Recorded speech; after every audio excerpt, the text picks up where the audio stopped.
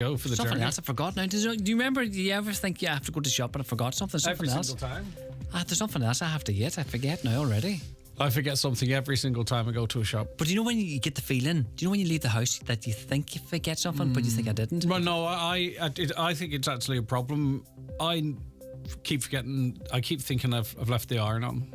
Oh no! Even when I know I've switched it off. Oh, keep thinking I've left But the iron. you're that high tech. Would you not have a button on your phone that switches off that plug? Does that? You could do that, couldn't you? Just for peace of mind. It's completely irrational, but do you ever dream about that? No, it's just when I'm in the car, I go, did I switch the iron off? Well, you must. Like, Greg, you're joking. You never iron your top. You never come in with a. Every morning. You iron your shirt every morning? Every morning. You do. I know, I do. I swear to God. I do. No, don't you swear. You do. It's the truth, I swear. You don't. Did you iron that top this morning? Of course I did, yeah. Well, you're like me. See, if I'm wearing a shirt, right, I'll just iron around the collar and the cuffs. Well, that's if I'm wearing a jumper, yeah. Yeah. The sneaky anyway, bit. it's ironed, Lee, I assure you. It looks good. All right, see you tomorrow morning, Lee. Bright and early, of course. Thursday again already, can you believe it? Okay, the 9 till noon show for this Wednesday, just around the corner. After a news update now from Donna Marie Doherty. Thanks, Greg. Good morning. A Donegal deputy is calling on government to sanction the facilitation of an ASD room in a school in Raphoe. Deputy Pierce Doherty told the Dáil yesterday that St Eunan's National School has already seen one student needing to travel to a different catchment area due to staffing issues. This is despite their siblings remaining at the school. He added that a spare classroom as well as a sensory room and sensory garden are available. There are currently 3 children who would benefit from additional staff, with a 4th to enrol next year. However, Minister for Special Education and Inclusion, Josephine Madigan, said for now extra staff will not be provided. I do understand that St Eunan's did put in an application, and I do appreciate the effort of the Board of Management in relation to that. The NCSE are saying to me is that there is sufficient capacity in the near environs of that particular school. They say that the Scolvrida Convoy has 1 place available, Dromore National School has 5 places available, and St Baheen's National School in St Johnstone has 2 places available. So they're not saying no, but they're saying no right now. And I think that it's something in the future that will be welcomed. The New Mills Corn and Flax Mill in Letterkenny will open to visitors from the 1st of next month. It will remain open for 6 days a week until the end of September. Confirmation of the plan was received from OPW Minister Patrick O'Donovan by Donegal County Council last evening. Councillor Jimmy Kavanagh has lobbied the Minister while he was in Donegal a fortnight ago. He's welcomed the confirmation and is urging local people to visit the facility in a bid to secure more investment. If we can start locally, maybe we would encourage local people to go out in local groups like farming groups and maybe groups from older people and so on, and the schools. If we can get all that happening, but I do think it's important that they have facilities there. That first of all, that they have a full tour and all that working properly, and as well that they have facilities there for tea and coffee and so on. And I'm hoping that can be in place before the beginning of June. Garda recruitment targets are falling short by more than 30%. According to figures in the Irish Times, 225 people were beginning to do training last week, but just 154 turned up. Meanwhile, 200 trainees were due to start in Templemore in January, but just 134 took up their place. The figures suggest that the government's target of recruiting 1,000 new officers this year is already falling behind schedule. And now for the weather, a dry day today with a mix of cloud and some hazy sunny spells. Highest temperatures of 13 to 15 degrees with moderate west to southwest winds. That's all for now. We'll be back with the news in full with obituary notices at 10 o'clock. Until then, good morning.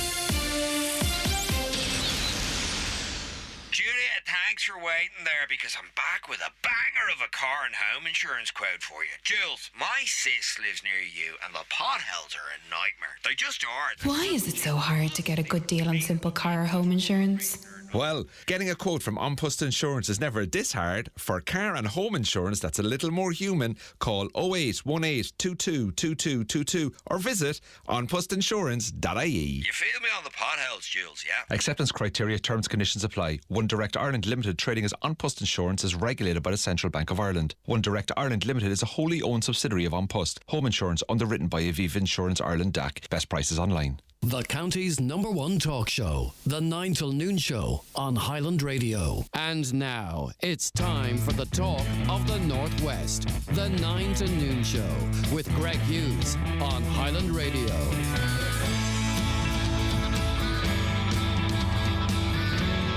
Hello and a very good morning to you this Wednesday, the 17th of May. It's 9:05. You're very welcome along to the middle 9 till noon show of the week, and it's another busy one for you. We've got so much to talk about, and we want you involved in that conversation as well. I'll tell you how to get in touch, won't I? Of course. 07491 25000 is the telephone number. 07491 25000. If you're outside the Republic, of course, 00353 749 25000. Caroline and Niamh taking your calls. If you want to WhatsApp or text us, it's 086 60 25000. Again, from outside the Republic, 00353 86 60 25000. And your emails come into us at comments@highlandradio.com.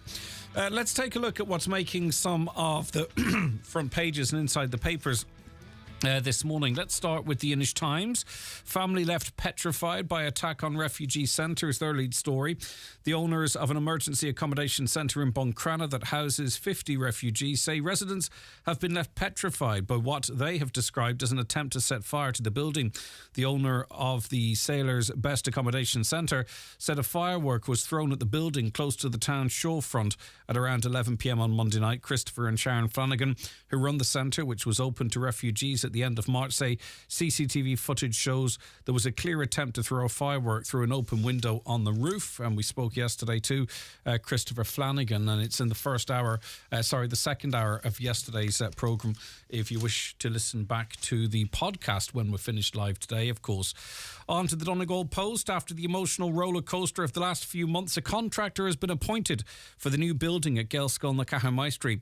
It's expected that work will begin before the end of the month. The school community can finally breathe a collective sigh of relief after a tumultuous year. The school was one of 58 nationally for which funding was put on hold for building projects earlier this year. Approval was finally given last month after a committed and hard-fought campaign by the school community, and congratulations to them as well for keeping in such a well-organised and dignified manner, keeping that project to the forefront, that it could not be ignored. And those prefabs have perhaps served their purpose to some extent, but if you ever see the site of it, you wouldn't imagine that has been that school for a couple of decades. Long overdue, that work getting underway at the site there.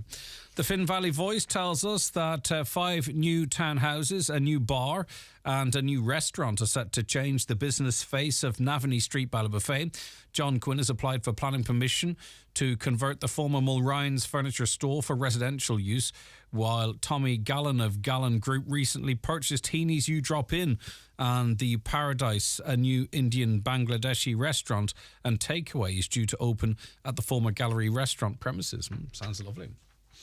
On to the nationals now. Let's start with the Irish Times. And the government has been warned that the protests against accommodation for asylum seekers could escalate amid tensions within the coalition over the response to the migration crisis.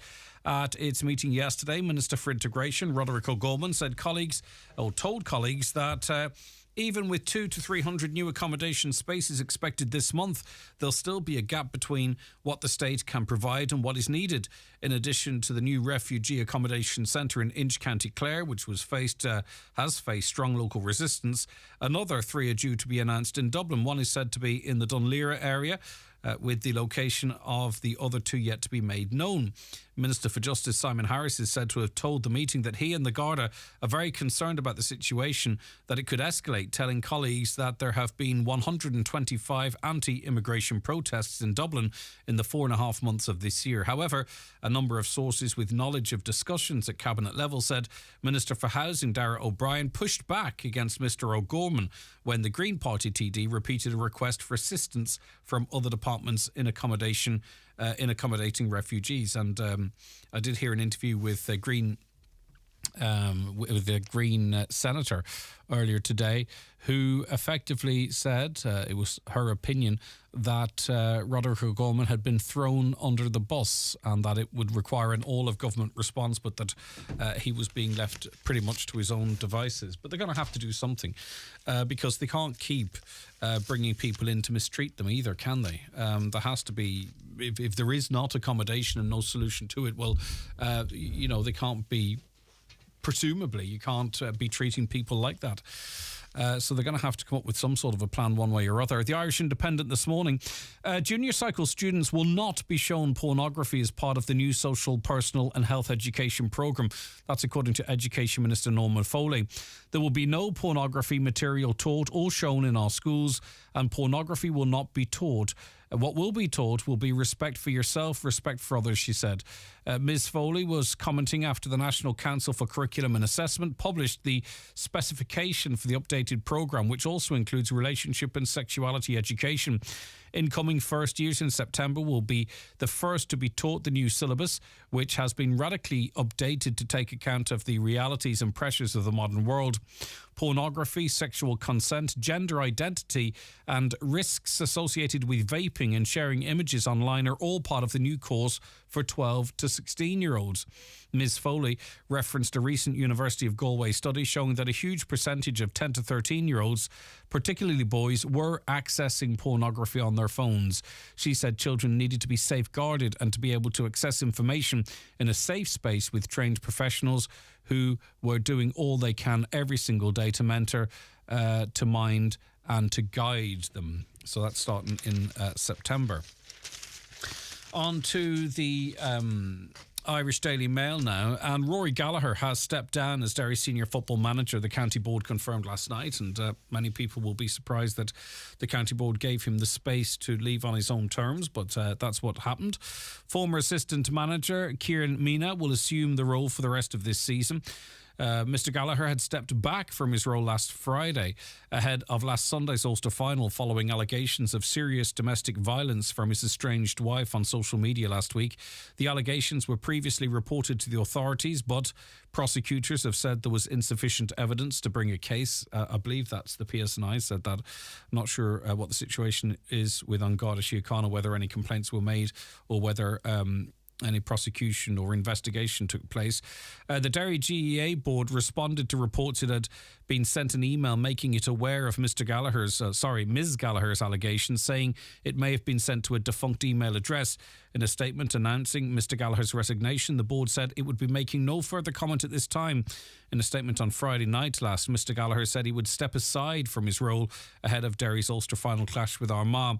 I have advised Derry GEA that I am stepping back as Derry senior football manager with immediate effect, he said. So the language there obviously was somewhat confusing on Friday, because that's not stepping down or resigning, that was simply stepping back. He went on to say that this decision is born out of a desire to protect my children from the ongoing turmoil. They will always be my priority.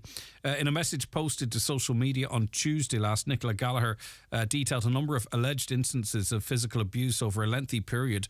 Mr. Gallagher had said that the allegations have been investigated and dealt with by the relevant authorities. So that's how he referenced those most serious of allegations, that they had been dealt with by the relevant authorities. On to the Sun this morning, and a lorry driver claimed he was not aware of offensive chanting about murder victim Michaela McAreevy when he streamed a video that featured the sick slur. Many of you out there may have seen that video at the time. Well, Andrew McDale is challenging the decision by his former employer to dismiss him in the aftermath of a Facebook Live broadcast last May. He had been attending an event at Dundonald Orange Hall in County Down when he live streamed singing, which appears to mock tragic Michaela. Well, it does. Former Tyrone GEA manager Mickey Hart's daughter was murdered while on honeymoon in Mauritius in 2011. The clip sparked widespread condemnation across Northern Ireland and beyond. However, Mr. McDade contends he wasn't aware of the offensive chanting and had simply been streaming to show the atmosphere of the day at the event to mark the North's centenary. So that is a case which is ongoing. We were talking yesterday to the AA about Yes, it's great to see fuel prices have come down somewhat, but that taxes are going back on the fuel in increments over the next wee while. And Transport Minister Eamon Ryan's been commenting on this, and he's not for turning. Excise and duty on petrol and diesel must rise in 2 weeks if Ireland is to have a stable revenue base. That's according to Eamon Ryan. The government cut the levy in March last year as fuel prices soared due to the war in Ukraine. In February, it was announced the cuts would be restored on a phased basis between June and September. The first increase coming up on June the 1st will add 6 cent and 5 cent to a litre of petrol and diesel respectively. When asked if he believed it was appropriate for fuel prices to rise while the country is in the middle of a cost of living crisis, Mr Ryan said the cuts must be phased out. The Green Party leader added, "We set out clearly that's what we would do. That will give us the capability, if we were in another crisis, the flexibility to use similar measures." Now, when we talked about this yesterday, I'm not going to lie, the phones did not light up with people saying, "Oh, you can't return that duty and excise to fuel." But that doesn't mean there's no opposition to it out there. And finally, in the Irish Daily Star, if you're texting someone romantically, an Irish emoji expert has set out the do's and don'ts in using the symbols while flirting. Keith Broney says the red love heart, that purple aubergine and a smiley face, the devil face that is, are best avoided. The editor-in-chief of emoji search engine Emojipedia believes they can be used to inject a sense of playfulness with flirtatious banter, but using the aubergine, peach and water droplets too early in a potential relationship may come across as too much, as they have developed different types of connotations. And the Dubliner claims people should also avoid using the fire emoji, anything with red hearts and the disembodied tongue during initial stages of dating. Just a little tip for you there in case you're in the first throes of something. All right, that's a run through the papers. Good morning to Charlie and Annie amongst those who are watching us on our social medias. We stream the show live every day on YouTube at Highland Radio Ireland. Please like and subscribe and hit the bell if you want to be notified when we go live. We're also across the Facebook pages on Highland Radio News and Sport and simply Highland Radio, or you can click watch live on our website so you can see what's going on as well as listening. The newspapers are courtesy of Kelly Centra Mountaintop Letterkenny, the 2022 C-Store National Off-Licence of the Year. The 9 till noon show is brought to you by Letterkenny Credit Union, offering low-rate car loans with fast approval. Apply online at letterkennycu.ie or in office today. Have you got the Bike Week feeling? Bike Week runs from Saturday the 13th of May to Sunday the 21st of May. So whether you want to get back on the bike or try cycling for the first time, Bike Week is for everyone. Enjoy a range of events including community and school cycles, fun bike festivals and more. Visit bikeweek.ie for a full list of events taking place in your county. Bike Week is funded by the Department of Transport, coordinated by TFI and brought to you by the local authorities and sports partnerships. If the medical experts get it wrong, everything changes. From misdiagnosis or delayed diagnosis to surgical injury or even poor treatment, all have physical, emotional and financial consequences. We're here to help. So if your treatment didn't go according to plan, speak to our experienced medical negligence team at McElhenney & Associates. Find us online or call 074 917 5989. McElhenney & Associates Solicitors, Stranorlar. In contentious business, a solicitor may not calculate fees or other charges as a percentage or proportion of any award or settlement. This Friday, Around the Northwest will be coming live from iMotors in Letterkenny for their start of their 232 sale event this weekend. You will have the opportunity to sample and see the new stock for July registration from Kia and Nissan. We will also have some great music, chat and some fantastic giveaways. Join us from 12 for the launch of the iMotors new 232 registration sale weekend. The groom goes free. The groom goes free. Yes, you heard it. The Groom's Room. Evolve Clothing, Letterkenny Retail Park. The groom goes free. Call in today. Terms and conditions apply.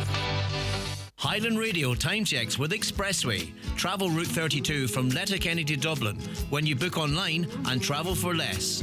Expressway, bringing you the time at 19 minutes past 9. Councillor Michael McClafferty, Independent, Cahirlock of the Glentees Municipal District. Firstly, Michael, I haven't spoken to you since you were appointed as Cahirlock. A great honour for you. Congratulations in that appointment.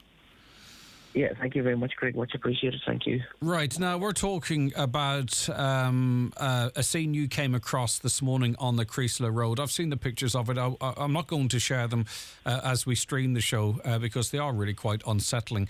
But describe what you came across. Yeah, basically, Greg, come across this morning. And basically what it is, a car earlier this morning, we think it was early this morning or late this night, had a deer outside of Creasla, in Creasla and Dunfanny on the main M56 there. So as a result, you can see there from the photos I sent you, and it's supposed to be fair as well, viewer beware. They are a bit graphic, to be fair, but so you have parts of the car for quite a distance, and then you have the deer then at the end of the distance, then a few feet away from the deer, then, Greg, as you see there, you have a baby calf then that was born as well, either before the accident or after the accident. It's unclear, but either way, the calf was lying dead as well, as the mother just gave birth a matter of feet away, a couple of feet away from his dead mother, and as I say, the calf was dead as well. Now, this is a terrible, terrible situation to come across this morning. And I've been calling for a call now for some time as councillor in the Glentees area. Other people have been highlighting this as well, as my colleagues have. For example, Councillor Neil Colin Gillespie highlighted there a few months ago back over there around the Low and Dewey, around that area, where a deer was hit by an ambulance and killed. So obviously the ambulance was out of commission as well that day. I'm not sure what the circumstances of the ambulance were, what it was going to a case or coming back from a case, but either way, the ambulance was put off the road then for a period of time. There was another serious accident there subsequent to that then, a couple of weeks afterwards then, and that general catchment area again over there, where a colleague of mine, Mary Therese, highlighted as well. On that occasion, there was a small child involved on that occasion, and the car got highly traumatised at the time as a result of that. Narrowly escaped injury, as the photos would show, of the damage in the car. And Greg, it's at the stage now, it's way beyond the stage. We've all been calling, I've seen for people there last week as well, and last week's Farmers Journal, and indeed the copy of last week's Farmers Journal, where they're also calling for a cull and hit as well. But what does a cull look like, do you think? Because we saw last year a record amount of deers culled, if I'm not mistaken. I think it was, I think 48,000, something like that there. Or maybe it was 55,000. But anyway, be that as it may, 1,900 deer were culled in Donegal last year. So how far do you want to go with this? I mean, maybe I'm being naive here, but they seem like big numbers. 1,900 deers culled. I mean, are we doing it correctly? Are we culling the right deer? Or maybe we need to be looking at better fencing or something. I don't know. But how many more than 1,900 deer do we need to be shooting every year? Well, I don't know, Greg, what exactly how many we need to be shooting every year, but we need to be shooting enough anyway, taking them out of the equation. We need to be doing two things clearly after today anyway. We need to be doing two things. First of all, we need to be getting a clear call out there, a clear all-out call on getting the numbers well down. Secondly, alongside that, run alongside that, preferably run alongside it, we'd seriously need to see about fencing along these hotspots. Seriously need to see about fencing, because it is so dangerous. You're right there, what you said there a second ago as well. 55,000, I saw it myself in that article there last week, was called all through the place. But it's clearly, Greg, shows, God knows how many actual deers we have in this county alone, never mind the whole of Ireland, that are running wild. And it's at the stage now they're clearly out of control. Because that's quite a lot of cars alone now that I can think of next year that I'm aware of, by the way. And we're not even in June yet. But that's quite a number of cars this year in the Glentees area, both myself and, as I said there a second ago, my colleagues have covered, my Therese and Neil Collum. I believe John Hamish come across one there recently as well. It's certainly not uncommon. And just in relation to liability here, I mean, it's an awful sight, that poor deer being hit, and it's clearly evident that its calf was born, as you say, either just before or just after, because it's a brand new born calf, and that's completely evident. But in terms of the motorist as well, who perhaps couldn't avoid the deer. I'm sure they couldn't avoid the deer. Extensive damage caused to their vehicle. They're liable for the repair of that, are they? Well, of course they're liable for the repair. We don't know that. We don't know what happened. We don't know the circumstances of the motors. I don't know at this moment in time if the motors has hurt themselves or not, or injured. I don't know that.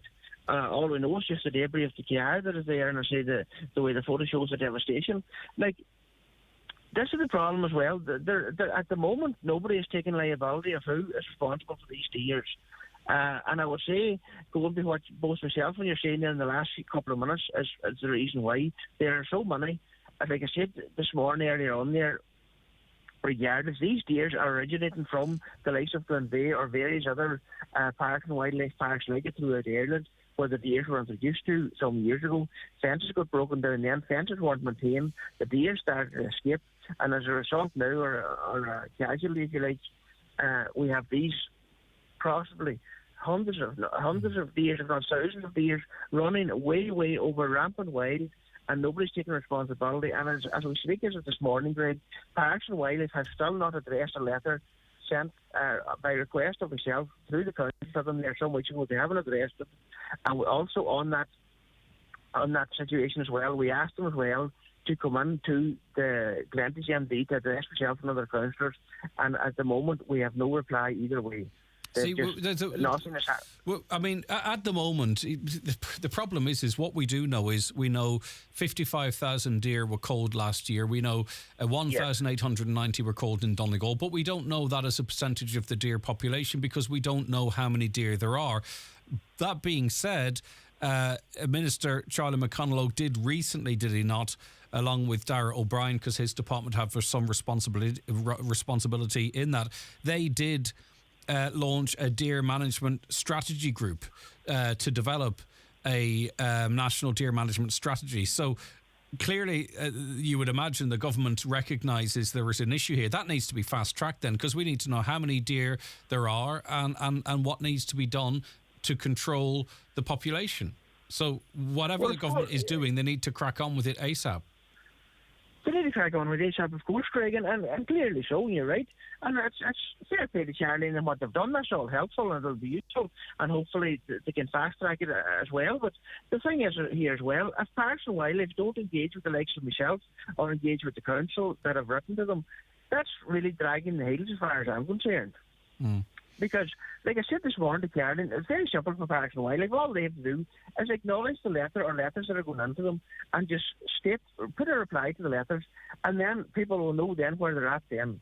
We need replies from Parks and Wildlife to the correspondence sent to them. Because while they are not corresponding, Greg, to be fair, they are still a branch and arm of the situation here alongside the government, that are dragging the heels as far as I'm concerned if they're not going to reply. Because regardless what the government's doing anyway, and welcome what Charlie and associates are doing in the government, that's fair enough, it'll all be welcome. But alongside that, Charlie needs the cooperation as well of the Parks and Wildlife, as do we in the council, as do you in Highland Radio as well, to find out numbers and statistics and everything else and what's going on. And we need to avoid situations like this morning because, as I said in the video this morning, something could happen. Something has happened this morning. Obviously, somebody's car is badly damaged, possibly wrecked. We don't know the situation with the driver, if they're okay or otherwise, or other people possibly in the car either.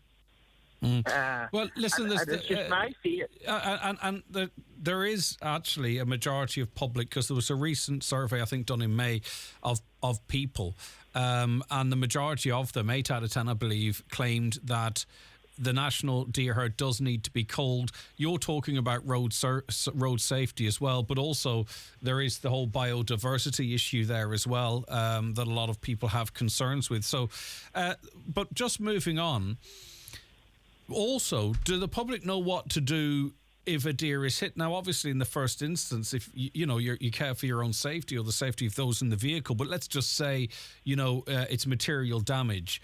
What does one do if you hit a deer? Because someone has to be notified, presumably, that this large animal and its offspring are lying dead on the side of the road. So, is there a procedure in place? Do you know what one does in that situation?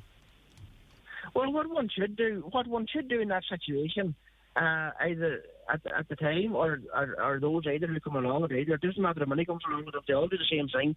First of all, notify the Gardaí at first instance, and they will let them know there's been an accident clearly. That's the first port of call like I done this morning before contacting yourselves.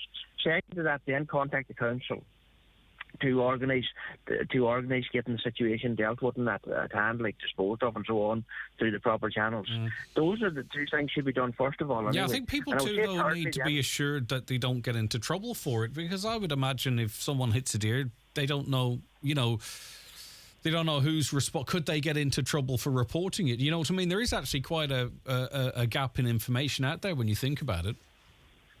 Well, I don't see how anybody get into trouble for reporting it, Greg, to be quite honest with you. Because actually now, I would actually argue the other way now, what is happening, the under-reporting now is causing a problem as well. If they're not reporting to the Gardaí, if they're not reporting to the council, if they're not lifting the phone or sending a text to yourselves at Highland, sending either a photo or whatever, like a wreck in the car, so on, etc., we are not going to get the true story or the true facts of things. Because if I can understand when somebody hits a car, it's the last thing in their mind, obviously, reporting it. Possibly. Look, their car is wrecked, they're damaged, they're possibly in a state of shock themselves, maybe they're injured. So taking that responsibility totally away from the person as an accident, but the responsibility lies then with everybody else then that comes along then to report it. On the accident. Okay, finally, a few people texting in here saying that we have to share, effectively, I'm paraphrasing a group of them which I'll read in detail a little later on, but they're effectively saying that it's not the deer's fault, we have to share this land with them, and that motorists need to slow down and be more careful and to stop blaming the beautiful wild deer. But Greg, it's a main road. It's a main road. Like these animals, yes, these animals, of course, we all want to live alongside them. But the point I'm making here, somebody needs to take responsibility for them. If my cow or my sheep or my dog or my pig or goat ran out in front of the road of you and Greg Hughes coming down wherever, into the Kenny, down Lorgy-Bracken, one of my animals had a farm there, ran in front of you and you had it. Well, the first thing you're going to be looking for then, possibly, Greg, is who owns this animal. And you won't need to go too far because there'll be a tag number, identification number on the animal. If the farmer of the day, like myself, who doesn't come forward and say, sorry, Greg, that's my animal, look, we'll sort out the damage in your car or your vehicle. All you need to do then is ring the Department of Agriculture on the phone. Say, look, I have a dead animal here. I'll read out this wee tag number to you in his ear. That'll identify immediately on their computer who owns that animal. Okay, right. Unfortunately, we don't have that situation with the deer. No, of course. And also with the deer as well, which doesn't be talked about so much either, is the deer as well, no more than the badger and include him as well, can be caused as well of causing TB, tuberculosis along cattle and so on. That's another concern that farmers would have as well, Greg. Yeah, and of course that sort of falls into the whole biodiversity thing as well. I get you. Okay, well, yes, listen, the whole biodiversity thing as well, yes. Yeah, all right. Well, as I say, a public consultation has been launched. It needs to be fast-tracked. I don't know how we can even attempt to manage something that we don't know the number of, so that's one thing they need to get their finger out on. But for now, Councillor Michael McClafferty, thanks for raising the issue with us. Watch the show live now on YouTube, Facebook and at highlandradio.com. The 9 till noon show is brought to you by Letterkenny Credit Union with monster loans available up to €60,000 for all occasions. Visit letterkennycu.ie. Live electricity wires are always near, and coming close to them can be dangerous. So always ask yourself, are you sure it's safe? Look out for electricity wires above and below you. If in doubt, call us on 1800 372 999. It might just save your life. ESB Networks. Stay safe and stay clear of electricity wires.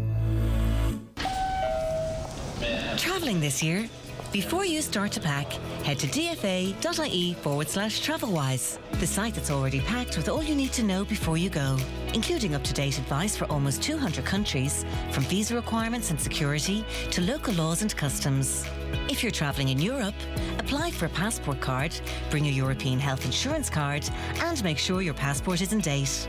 dfa.ie/travelwise, an initiative of the Government of Ireland. Are the signs of aging creeping up on you? Are you not happy with the way you look or feel? At Letterkenny Medics Private Clinic, we're here to help you, offering Botox anti-wrinkle injections, derma fillers, skin bio injections, Botox treatment for grinding and clenching teeth, hyperhidrosis that aids excessive sweating. Let our doctors help bring back your confidence and look after what is important to you. To see what real results really look like, book your immediate appointment with no waiting time at letterkennymedics.ie. Letterkenny Medics, we listen if you want to talk. Join me, Marty Friel, this and every Friday night from 8 for Rockin' Hits on Highland Radio in association with Arena 7 Letterkenny. If you're celebrating a birthday or a work night out, Arena 7 Entertainment Complex has it all. Check out arena7.ie. All right, some of your comments coming in this morning. Hi, Greg. What do you think of Stephen Nolan on BBC NI describing Donegal as awful, like a car park? Said he turned around, drove home. I don't listen to him, but seeing this on Twitter last night, I listened to it on BBC Sounds yesterday on the programme 38 minutes in. Thankfully, he was challenged by a caller, then said he didn't know what part of Donegal, but it was near Salt Hill. So the tweet in question, Nolan this morning interviewing Joanne Stewart about tourism investment. She clearly knew what she was talking about. Nolan says he drove to Donegal recently and it was just a car park, so he drove home again. Well, I mean, he's a shock jock, isn't he? And what was Ivan's name on News Talk as well? Part of the whole publicity. Ivan Yates, yeah, part of his shtick, as it was described, is to try and say things that are just antagonistic to get a reaction, because then all of a sudden you have people from the northwest of Ireland ringing in saying, what, our place is brilliant, blah, blah, blah. And it's lazy. It's lazy journalism. And I couldn't care less what he thinks. But if it does us any harm, it's not useful, is it? Okay, right. I want to go now to Chrissy, who joins us on the programme now. Chrissy, thanks for taking the call today. Hi, how are you? Good. I know it's not easy, Chrissy, to speak out publicly on issues like this, and I'm sure it's something that you didn't want to do, but I presume you and your family, and on behalf of Ruby, feel that you have been kind of left with no alternative but to speak publicly on it. Yeah, absolutely. Like, I definitely did not want to have to take that to social media last night, but I just felt that I had no other choice. As you can read, everybody can read from my post, this is not the first, it's not even the second time, it's the third time that Ruby's been failed by her school. It's just absolutely disgusting. I felt I had no other options. Okay. I just felt we were backed into a corner once again. All right, well, the first line of your post, poor Ruby has been completely discriminated against, basically because she's in a wheelchair. So tell us the situation. So Ruby's currently doing TY this year. There was a TY end-of-year trip organised. Now, I don't have dates or anything, but the trip that date has been organised for quite a while. Mm-hmm. Now, they maybe didn't have the exact venue picked, but anyways, I was contacted last week, or I'm not even sure of dates, but anyways, before last week, to see if Alan and myself would maybe go to the trip to take Ruby. They're going to Emerald Park, and because Ruby had such a brilliant time in Paris and how she enjoyed the ride, obviously staff or FNAs aren't allowed to lift Ruby, which I can understand from manual handling, and that's fair enough. So her dad, Alan, would lift her on and off the rides while they did in Paris. So absolutely, like, we'll go to the ends of the earth to do anything for her. And he said, yeah, he would go, no problem. And they also asked, did Ruby want to go down in the bus or with her dad, which you can imagine. She's a 17-year-old young teenager. No, she did not want to go with her dad. She wanted to go in the bus like all her other friends. So before we pick it up here, up until very recently then, all the arrangements were in place. It was okay for Ruby to go on the trip. She was going to be accommodated, and it was okay for your dad, her dad, to go as well to help her get on the rides. Emerald, that's formerly Tato Park, isn't it? Yeah, that's right. Okay, so up until very recently, Ruby thought she was going, everything was in place. Up until actually yesterday evening at 16 minutes past 3 when I got a phone call. Talk to us about that phone call. I had just picked up my son from primary school, and I had got a phone call pulled in along the side of the road. I was told that I'm sorry that there is no winter bus available for Ruby tomorrow. And you can imagine my tone of voice rose completely. I To say, was I shocked? Am I shocked? No, I'm probably not shocked. I just can't believe that they've let it happen again, especially after what we went through a Paris trip. I just said, I don't accept this. It's discrimination. It can't happen. Rearrange your trip. Like, if you can't get a bus for all your other students, you don't go. You change your date for your trip. Like, so change your trip. Like, I was like, whatever, do what you need to do.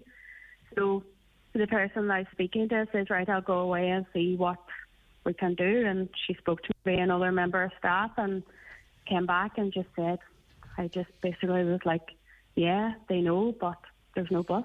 And do you know Chrissy, do you know if this was an oversight in terms of what book was bussed, or did the company that was providing the bus call it short notice and say that the wheelchair accessible bus isn't working? Or no, I don't even know any of the ins and outs of it. Did they? But this trip wasn't organised last minute. Yeah, no, as you say, it's been going on for quite some time. First protocol is you have a child with a wheelchair, so you're booking a company. Sorry, I have 20 odd students going, one in a wheelchair. Can you facilitate for this date? Yes or no? If no, you move on. You keep moving on until you find another company. And in that conversation, did they say, well, we can't accommodate Ruby, or did they say, well, she can drive down with her dad? Ruby, well, basically, yeah, like she had no other option. If she didn't go with her dad, she wouldn't go. And obviously Ruby was unaware of this. And I had to break the news to her yesterday evening. She was inconsolable, and all she kept saying was, Mommy, it's only Dublin. It's only Dublin. And I've been last week. She had been with schools last week or the week before on a wheelchair bus. And she says, it's only Dublin. Can I ask, just for people that don't fully get it, how important is it for Ruby to be on the same bus as the students, to have that level of inclusion? You know, particularly because she is in a wheelchair. I presume the more equal she feels with everybody else, the better it is for her. She just wants to be treated like everybody else. She just wants to be your regular 17 teenage hormonal girl. Like, she just wants to be the same, and it's just unbelievable. Like, it's not even once, it's twice, it's three times, and they don't care. They don't. It was just like, oh well, don't go. Now Ruby has told me I'm not going back to school. And now if I get her back to school tomorrow, that will be massive. Like, Ruby already struggles with mental health, and this here, that, like, oh my God, I don't know, this is awful. And when you say this is not the first time it's happened, was this the same with the Paris trip, that she had to travel separately, or? She had a trip to Craig and Country Park, and the exact same thing. The evening before, I got a phone call from school to say that they didn't have toilet facilities, so because Ruby has to be hoisted, and she also needs a changing bench for the staff to help her use the bathroom. So they didn't have that, which we could have got over that, because again, her dad would have went. But then I got a phone call to say, sorry, in fact, the wheelchair boat that Ruby was going to use is not working. Yes, fine, not school's problem, but I got this the night before. So basically, she couldn't go on that trip. The school put on a bus for her, sent her to Derry shopping. Brilliant, yeah, but no, it wasn't brilliant. Ruby was left isolated again, away from her friends. While all her other peers went on that trip to Craig and Country Park, she had to go shopping to Derry. Paris had been organised. I spoke to the person in charge before the summer holidays. I said, we as a family know what we come against whenever Ruby goes to go somewhere. It's not going to be easy. We're more than happy to help. We're willing. One parent, if not two, will go to help while she's on the other side. And just like whatever you need, we'll help. We'll work together.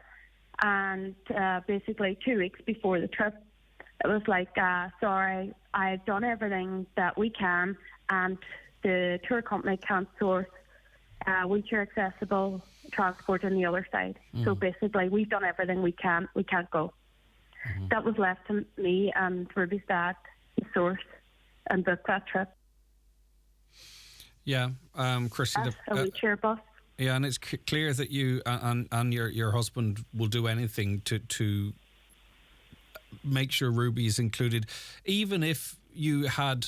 It would have. I mean, even if you had more notice, you maybe could have tried to explain the situation in a different way to Ruby. Obviously, it would still not be right. Don't get me wrong, I get that. But the fact that you would have to break the news to Ruby the night before the trip, when you don't really know when they knew that this bus wasn't available, it makes a very difficult situation even more difficult for you. And primarily, listen, we're talking about Ruby and how she feels here, because you also say, and I think it's a very important line, that Ruby, she may be in a wheelchair, but she still has the same feelings as every one of us. And perhaps maybe even because what she's going through, her feelings are even more, even more delicate than others as well.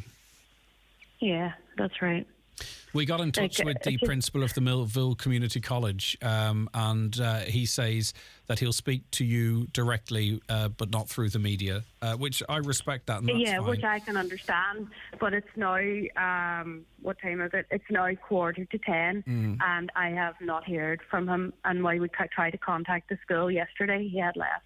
All right, so Ruby is away with Dad now at the moment on the way to Emerald Park, is that right? Yeah, on the way to Emerald Park, which, really, you can imagine social media, Instagram, Snapchats, all her wee friends will be sending Snapchats, which is so the bus is part of the crack. The bus is the part of the is a big part of the crack, and that's where you remember. Yeah, okay. But that's just been taken away from her once again, and it's just heartbreaking that someone thinks that it's okay to tell Ruby, because she has a disability and in a wheelchair, that she can't go because, sorry, there's no bus. It's like they said out there yesterday saying, hey, sorry, all you TY guys are going to Emerald Park tomorrow. Here's some sweets, but sorry, Ruby, you can't actually have any because they're not suitable for you. Yeah. No, and listen, I think any parent or grandparent or auntie or uncle listening, they can imagine if they're listen, my own young fella's away on a trip to somewhere today in Donegal. And if I got a call last night and I had to go into the room and say to him, by the way, you're not allowed to go with the rest of the students, I know how upsetting it would be and the questions that would be asked. And so we can, it's not hard for us to put ourselves in your position, Chrissy, because you know what I mean. We would not like to have that conversation. Was Ruby in decent spirits heading away this morning? I suppose, you'll try and make the best of it for her, of course. They'll try and make the best of it, but no, not the same.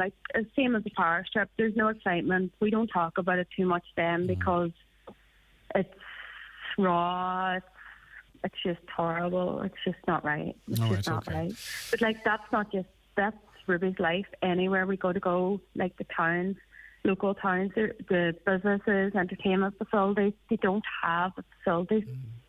And you'd worry too, Chrissy, about the future too, wouldn't you? Because, this is a world that still is not very friendly to a person with a disability. And, you and your husband, I hope you've lived long and healthy lives. But, I'm sure there are times you think of, that this world really needs to change for Ruby to be able to have her own independence and, that sort of way. I've spoken to other parents before, and I know that those are the emotions that you feel. You just want your child, we love them all equally, you want your child to feel as accepted, included as everybody else. It's not a massive leap. We've signed up to international rules in relation to this to make that commitment. All children are obliged to be treated equally. It's in our constitution.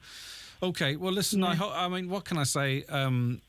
Other than I hope she has a great day. But you yourself are going to have to talk about it differently on her return, because she'll know it's been different and she'll have missed out on the bus trip and the crack on the bus and all that stuff as well. But I hope she has a great day. And I kind of get the sense, Chrissy, that you're concerned, well, what's next? When's it going to happen next? What's the next hurdle that we overcome? I'm just waiting. It might be the end of a school year, but next year's to come, not even in school, outside school. We plan a day trip. We have to think about where we're going. We have to think, do they have toilet facilities? Is there a ramp? Is there a step? Can we get in? It's not just, this is our lives. It's absolutely awful. If you get into a car, your family, you just be like, right, where we go today? It's not like that. We have to plan our trip. No, and I saw myself out with someone, an adult with good upper body strength, toilets that I walked past and had a wheelchair symbol on. And I thought, well, there's wheelchair accessible toilets there, and they weren't wheelchair accessible. Yeah. And I know people as well who, if they want to go to Knock or Dublin or what have you, especially if you require a hoist, there are very, very, very few. I think there might be one in Sligo. You know what I mean? You have to meander your way to your location. You have to narrow it down. Yeah, okay. Ruby attended trip in Dublin last week with school, and they attended 3 Arena. They actually had to go to the conventional centre to use the toilet facility. My word. Like, that's 3 Arena. That's our capital. Yeah, exactly. Yeah. And that's the outside of Croke Park. It's the landmark. It's probably the landmark venue. Will be packed on Saturday night for Katie Taylor. And I shouldn't be here on the phone with you. I should be supporting Ruby, helping her through her appointments, her social activities, not fighting for her to get something that she deserves, and we shouldn't be fighting for. The basics, I get you, and it is the base. I think this is the basics that we should be able to provide. Okay, Chrissy. Well, we've been heard. And as I say, I hope Ruby has a great time once she actually gets there, and she's obviously has fantastic support, and you and her dad as well, which is she's blessed with. But it's just difficult. I can just imagine what it was like in the house last night, and we appreciate you sharing. Awful. Yeah, I know. I really can. I'm not just saying that. I really can imagine what it was like. So hopefully this is the last time you have to go through something like this. But it's probably not. So. It's probably not. The world needs to change big time. Right, okay, yeah. Chrissy, listen, best wishes to you and all the family and Ruby, and hopefully they have a safe journey and a good day. And thanks for chatting to us. Okay, thank you. Bye-bye. Okay, that's Chrissy McCandless there. The 9 till noon show with Letterkenny Credit Union. Simplify your debts with a debt consolidation loan from Letterkenny Credit Union. Call us on 074 910 2126 or apply online via our app or in office today. Milford Tiles, Wood Flooring and Bathware. Milford Retail Park now open. Large range of wall and floor tiles on display and in stock. Over 70 different laminate floors to suit every pocket. Tilers and wood footers available. New Bathware showroom now open. Milford Tiles, Wood Flooring and Bathware. 083 091 0707. At Screwfix, we've got low prices to make you go wow! Like the Triton Enrich Electric Shower at just $73.95. And the Irwin Jackwood Saw for only $7.95. Get trade essentials at wow prices at screwfix.ie or in over 30 stores. Screwfix, the choice of champions. While stocks last, prices valid until at least 4th of June. Visit screwfix.ie for T's and C's, delivery charges and restrictions. New this week at Home Store and More. All Hotel Collection duvet sets are all half price. There's the double stitch 500 thread count double duvet set at $49.99 and the Enniskerry Jacquard Champagne double duvet set at $34.99 and the Stars 400 thread count double duvet set at $49.99. But better hurry, because when all the half price Hotel Collection duvet sets are gone, they're gone. Shop in store or online. Home Store and More. A happy home.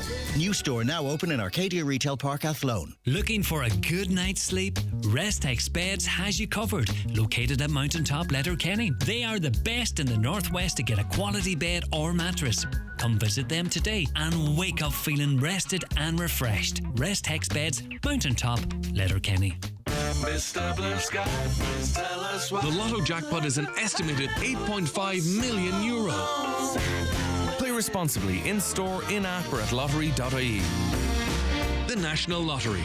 It could be you. Okay, you're welcome back to the programme. We're going to talk about the gender pensions gap, the gender pay gap. Louise McCormick joins us. Hi, Louise. Thanks for taking the call this morning. Hi, no problem. Good to have you with us. This is something, obviously, you feel passionately about. You know, where we were at that might have at some point led to, gender pay gaps aren't as much the issue anymore is the point I'm getting from your contribution. Yeah, so I think it's a great piece of legislation that was passed, and it's really exciting to see all those figures come out from the various companies about what their gender pay gap is. Disappointing, I think, in a lot of cases. And then I think there's a lot of confusion about what the legislation is actually asking companies to report. So it's essentially the mean hourly gap. So it's hour by hour how much is a male and female getting paid different. So this kind of is always inflated then by having a really high paid senior male managers, this kind of thing. A lot of things people are saying online, even since the companies have self-reported, is that it doesn't exist. And I suppose I'd like to talk about that. And I do understand why someone could think that, because the largest gaps that exist are in sectors like finance, insurance, legal. So if you don't work in those sectors, you might not see it. And also because the gap typically exists more predominantly at a manager level, it's not always something that's visible to people. Yeah, okay. And what do you believe is the cause of the gender pay gap? I think one of the biggest things, I mean, there's a number of things, but I think one of the biggest things is women not being promoted at the same level as men to management, senior management, executive level.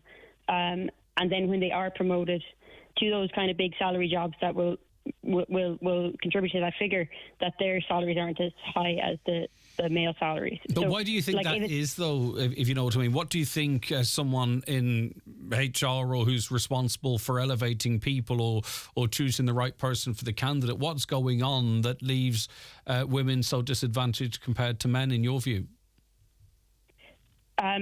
There's a number of things that contribute to it. Historically in Ireland, education would have been a big factor, but now we see that that's not a problem anymore. You know, the Times report a couple of years ago, women are graduating higher degrees, higher completion rate, and then as soon as these young women enter the workforce, they start to see that problem. I think it's something that's socialised into us from a very, very young age, that men are leaders and that women are typically do certain jobs and men typically do certain jobs. So it's occupational segregation. It's women not putting themselves forward. There's a lot of statistics. LinkedIn published statistics about women not putting themselves for jobs unless they have all of the qualifications and all of the desired outcomes, and men just seeing that they might have maybe 4 out of 10 and saying, well, I'm going to put myself forward for that. So it's something that's really just socialised from a very, very early young age, isn't it? I mean, if we're talking about the gender roles, for the most part, obviously there's a broader conversation about gender at the moment, but I think you point out in your comments too that from a very early age, girls are sent down this road and boys are sent down that road, and what society expects of them. Yeah, for sure. Harvard Business Review published last year an article about how men typically speak in a more abstract way rather than concrete. It's just a subtle thing, socialised into genders, and that then if you're perceived as a leader, you're more likely to become a leader.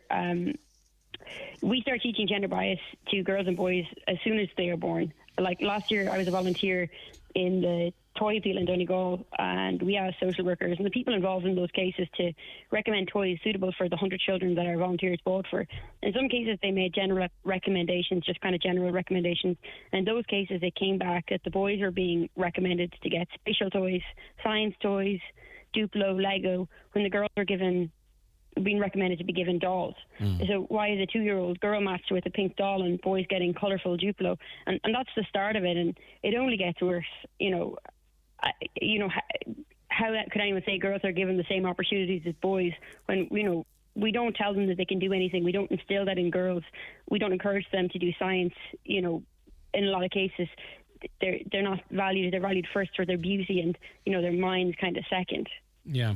So in the last minute or so we have, and maybe you might come on, Louise, and we can expand this conversation because I think it's quite interesting and I'm sure others would like to come into it. So in a minute or minute and a half, what would you like to see change then? Maybe rather than, obviously the outcome, but, the processes. You're talking about these defined gender roles and what have you. What do you think society needs to be doing? I think just being aware, just being aware is the first step. We made a simple thing. We included in every email to our volunteers to make sure where possible to include spatial educational toys for both genders, and people were incredible. They got the Duplo for both the boys and the girls. They got them science kits. It was great. So just being aware and kind of saying, just make sure just to have that in your mind, that really, really helped. And I think awareness is the first thing. When people say, there is no gender pay gap or those kinds of things, or boys should be boys, girls should be girls.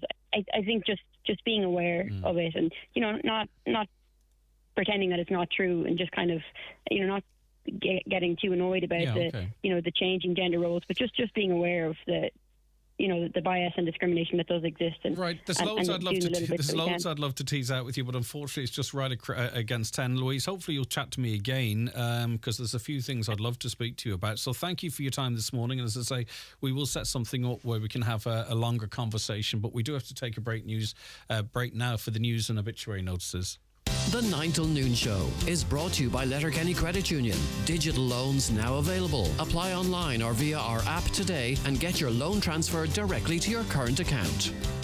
Go full Lidl with big deals on XXL packs, like 25% extra Irish Board B approved XXL Glensala back bacon, only $2.39, or 33% extra XXL frozen fruits pack, just $2.79, or 2 + 1 extra XXL pizza speciale for a small $2.99. Go on, shop without compromise. Go full Lidl today. Hello there, Farmer Tinny here. It's summer and Tinny's Toys have loads of swings, slides, trampolines, goalposts and many more outdoor toys and games. We've basketball stands, swing ball, sand pit diggers, kids' wheelbarrows, and when the sun finally gets out, we've loads of paddling pools. Of course, we still have what we're famous for, the largest range of ride-on and small farm toys and models in Ireland. Shop 24/7 tinnystoys.com or call into Leck Road, Letterkenny.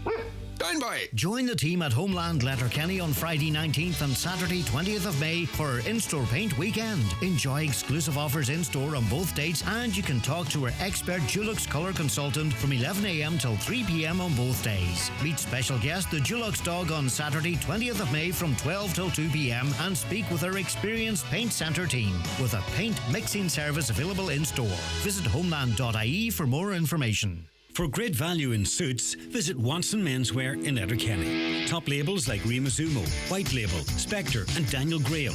For the finishing touch, there's also a great choice of shirts, ties and footwear. Extra reductions for all wedding parties. At Watson Menswear, open 7 days a week on Main Street, Letterkenny. See watsonmenswear.com. Live, on air, online and on the Highland Radio app. This is Highland Radio News. Good morning, it's Donna Marie Doherty with the news at 10 o'clock. The HSE does not hold the interest of families and residents of Ardgreenya Court at the heart of their decisions. That's according to Donegal Deputy Thomas Pringle. Speaking at the Dáil yesterday during a special topic surrounding the implementation of the recommendations of the Brandon Report, Deputy Pringle asked the Minister of State of the Department of Disability, Anne Rabbitte, if government believed this was also the case. It comes weeks after the news that residents would be relocated to decongregated settings, a decision families were not consulted in. Minister Rabbitte responded telling Deputy Pringle that she was disappointed with the lack of communication and that a safeguarding assurance exercise is due to commence in June. I would have met with family members in the last 6 weeks. I also met with the whistleblower, and it's unfortunate to see that the lack of communication, which was there in 2018, is still there. I'm currently developing a safeguarding assurance exercise to be undertaken by an independent expert, which would build on the improvements in safeguarding already underway in CHO1. My hope is to ensure that the voice of residents and their families, as well as those working in the area, contribute to the ongoing effort to continue strengthening safeguarding policy and practice. The aim, which is the question you have asked me about the support, the aim would be to have it set up and running by the end of June. A Donegal deputy is calling on government to sanction the facilitation of an ASD room in a school in Rafo. Deputy Pierce Doherty told the Dáil yesterday that St Eunan's National School has already seen one student needing to travel to a different catchment area due to staffing issues, despite their siblings remaining at the school. He added that a spare classroom as well as a sensory room and a sensory garden are available. There are currently 3 children who would benefit from additional staff, with a 4th due to enrol next year. However, Minister for Special Education and Inclusion, Josepha Madigan, said for now extra staff will not be provided. I do understand that St Eunan's did put in an application, and I do appreciate the effort of the Board of Management in relation to that. The NCSE are saying to me is that there is sufficient capacity in the near environs of that particular school. They say that the Sculvrida Convoy has 1 place available, Dromore National School has 5 places available, and St Baheen's National School in St Johnstone has 2 places available. So they're not saying no, but they're saying no right now. And I think that it's something in the future that will be welcomed. More than 9 in 10 employees would opt for a shorter working week over a pay rise. 1,000 Irish workers were asked about their preference in a new survey published by recruiter Robert Walters. More than 8 in 10 said they'd choose to work less days over a 10 to 15% pay rise or remote working options. Half of those said who they'd rather work a short week said they'd expect their pay to stay the same. Donegal County Council says the active travel project, which is under construction in Fintown, has been expanded to include the installation of a new drainage network throughout the village. It is to help alleviate flooding issues that were previously experienced. The intention is to provide comfort to all road users while addressing local people's concerns about speeding. Donal Kavanagh has more. In a report to members of the Glenties Municipal District, council officials said Fintown has an annual average daily traffic figure of 3,000 vehicles. The speed limit is 60 kilometres an hour, and a traffic study was completed to quantify the speeding issues within the village. The measured average speed was 56 kilometres an hour, but the 85th percentile speed was 69 kilometres an hour, with some vehicles reaching speeds of up to 126 kilometres an hour within that speed limit zone. The council says the works will improve safety for all road users within Fintown by improving the geometric alignment, junction layout, vision lines, and through the introduction of traffic calming measures designed to reduce speed and overtaking within the village. Following representation from school children at the village school, some of the budget's been reassigned to provide a cycle and scooter parking facility in support of the active travel element of the project. And now looking to weather. Dry today with a mix of cloud and some hazy sunny spells, turning mostly cloudy later in the afternoon. That's with highest temperatures of 13 to 15 degrees and moderate west to southwest winds. That's all for now. We'll be back with the latest news headlines at 11 o'clock. And until then, good morning.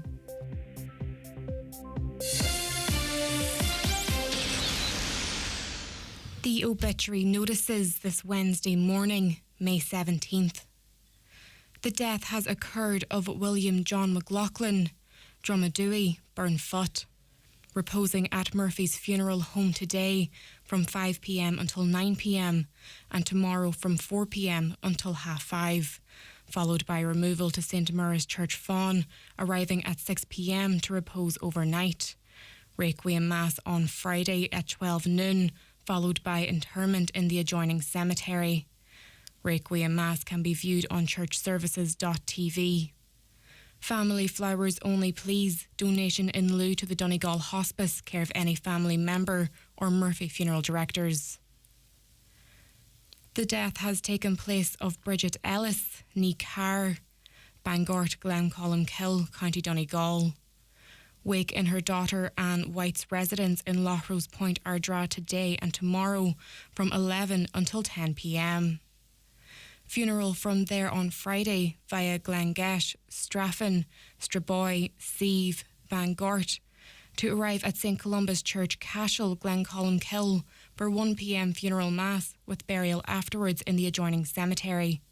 The funeral mass will be streamed on ncmmedia.tv. The death has occurred at his late residence of Edward Eddie Callahan, Kinleater, Ballybuffet. Funeral arriving from his late residence on Friday at 10:20 a.m. for Requiem Mass in St Mary's Church, Sessionil at 11 a.m. Interment in the adjoining churchyard. Requiem Mass will be streamed live via the parish YouTube channel. Donations in lieu of flowers, if so desired, directly to the Donegal Hospice or care of any family member. House is strictly private to the family only, please. The death has occurred of Ella Doherty, Uris, late of Tiernalig, Carndonagh, reposing at her home. Removal from there on Friday morning at 10:30 to the Church of the Sacred Heart, Carndonagh, for Requiem Mass at 11 a.m. Interment afterwards in the adjoining cemetery. The death has occurred of Mary O'Flanagan, ní McHugh, Sensiscully Rafo, formerly of Tuam. Mary will be reposing at her late residence, Sensnacully Rafo. Funeral leaving her late residence tomorrow morning at 10:20 a.m, going to St Eunan's Church, Rafo for 11 o'clock Requiem Mass, followed by interment in the adjoining cemetery. The funeral mass can be viewed online via the parish webcam. Family flowers only, please. Donations in lieu of desire to the Donegal Hospice or care of any family member or Kelly's funeral directors. The death has taken place of Roisin Wilson Shallon, New Park Gardens, Moville. You are welcome to pay your respects at her home today from 2 p.m. until 10 p.m. Roisin's funeral mass will take place tomorrow morning at 11 a.m. in St Mary's Church, Ballybrack, Moville, followed by burial in the adjoining cemetery. Family flowers only, please. Donations, if desired, to the Donegal Hospice, care of any family member. The death has taken place of John Hamilton, 20 Ballymacool Terrace, Letterkenny, and formerly of Trentaboy, Drumkeen. He is reposing at 1 Ballybow, Glencar, Letterkenny. Funeral mass will take place at 11 a.m. this morning in St Eunan's Cathedral, Letterkenny, with cremation to take place at a later date in Lakeland's Crematorium, Cavan. Funeral mass can be viewed live on churchservices.tv. Family time, please, before the funeral this morning. For more details, including any family health guidelines for wakes and funerals, please go to highlandradio.com.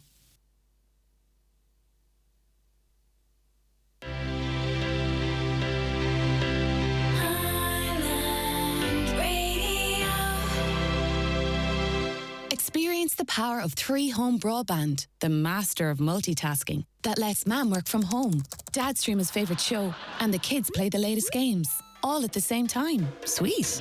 Get 3-Home Broadband free for the first 3 months, and for only €39 per month after that. Plus, no setup costs. All in Ireland's fastest and most consistent 5G network. Visit in store or at 3.ie. 24-month minimum term. Speeds may vary. Based on analysis by Ookla Speed Test Intelligence data Q3 to Q4 2022. With all the stories that matter across the Northwest, it's Greg Hughes on the 9 to Noon Show on Highland Radio. Good morning to you again, 10 past 10. You're very welcome back to the programme. Good morning if you're just tuning in. A busy morning on the phone lines and the text machine. Thank you for that. We were talking about deer. A caller says, for God's sake, a deer census should be made. People need to slow down. Don't blame the wild deer. Another, deer destroy crops, damage fences, spread Lyme disease and are a serious hazard to road traffic, especially at night. They are a beautiful animal and poaching is barbaric. Long-term solutions would be to make the perimeter fence of Glenveigh Park stock-proof, originally introduced there by landlord Gentry for gaming, with a follow-up planned roundup programme and some culling by Parks Monuments Department. Thank you for that. Another, will we call the bad drivers too that are crashing into innocent ditches or trees or other things? Take the bad drivers out of the equation. Hi, Greg. It's time. There needs to be some shake-up in this country with government. They have to be wiped out next time around, and that Green Party, big time, they say. Another here. I was somewhat surprised at the uncanny similarity between the response of Derry GEA and Fermanagh GEA to the question as to why they took no action on the Rory Gallagher accusations. Both said they condemned domestic violence, etc., and both said that they had not seen the accusatory emails. I wonder, would the PSNI check if these emails were received?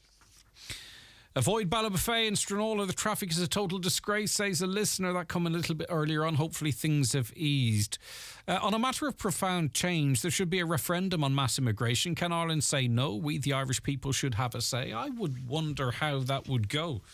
You know, I mean, obviously there is a group of people that are very anti-immigration for various reasons. And then, of course, you will get groups in certain areas who don't believe accommodation is suitable or they have some concerns about services. But I wonder, it'd be interesting if you polled the entire country and the majority of people that don't say an awful lot, which is the majority, it would be very interesting to see how the people might vote in a referendum on immigration.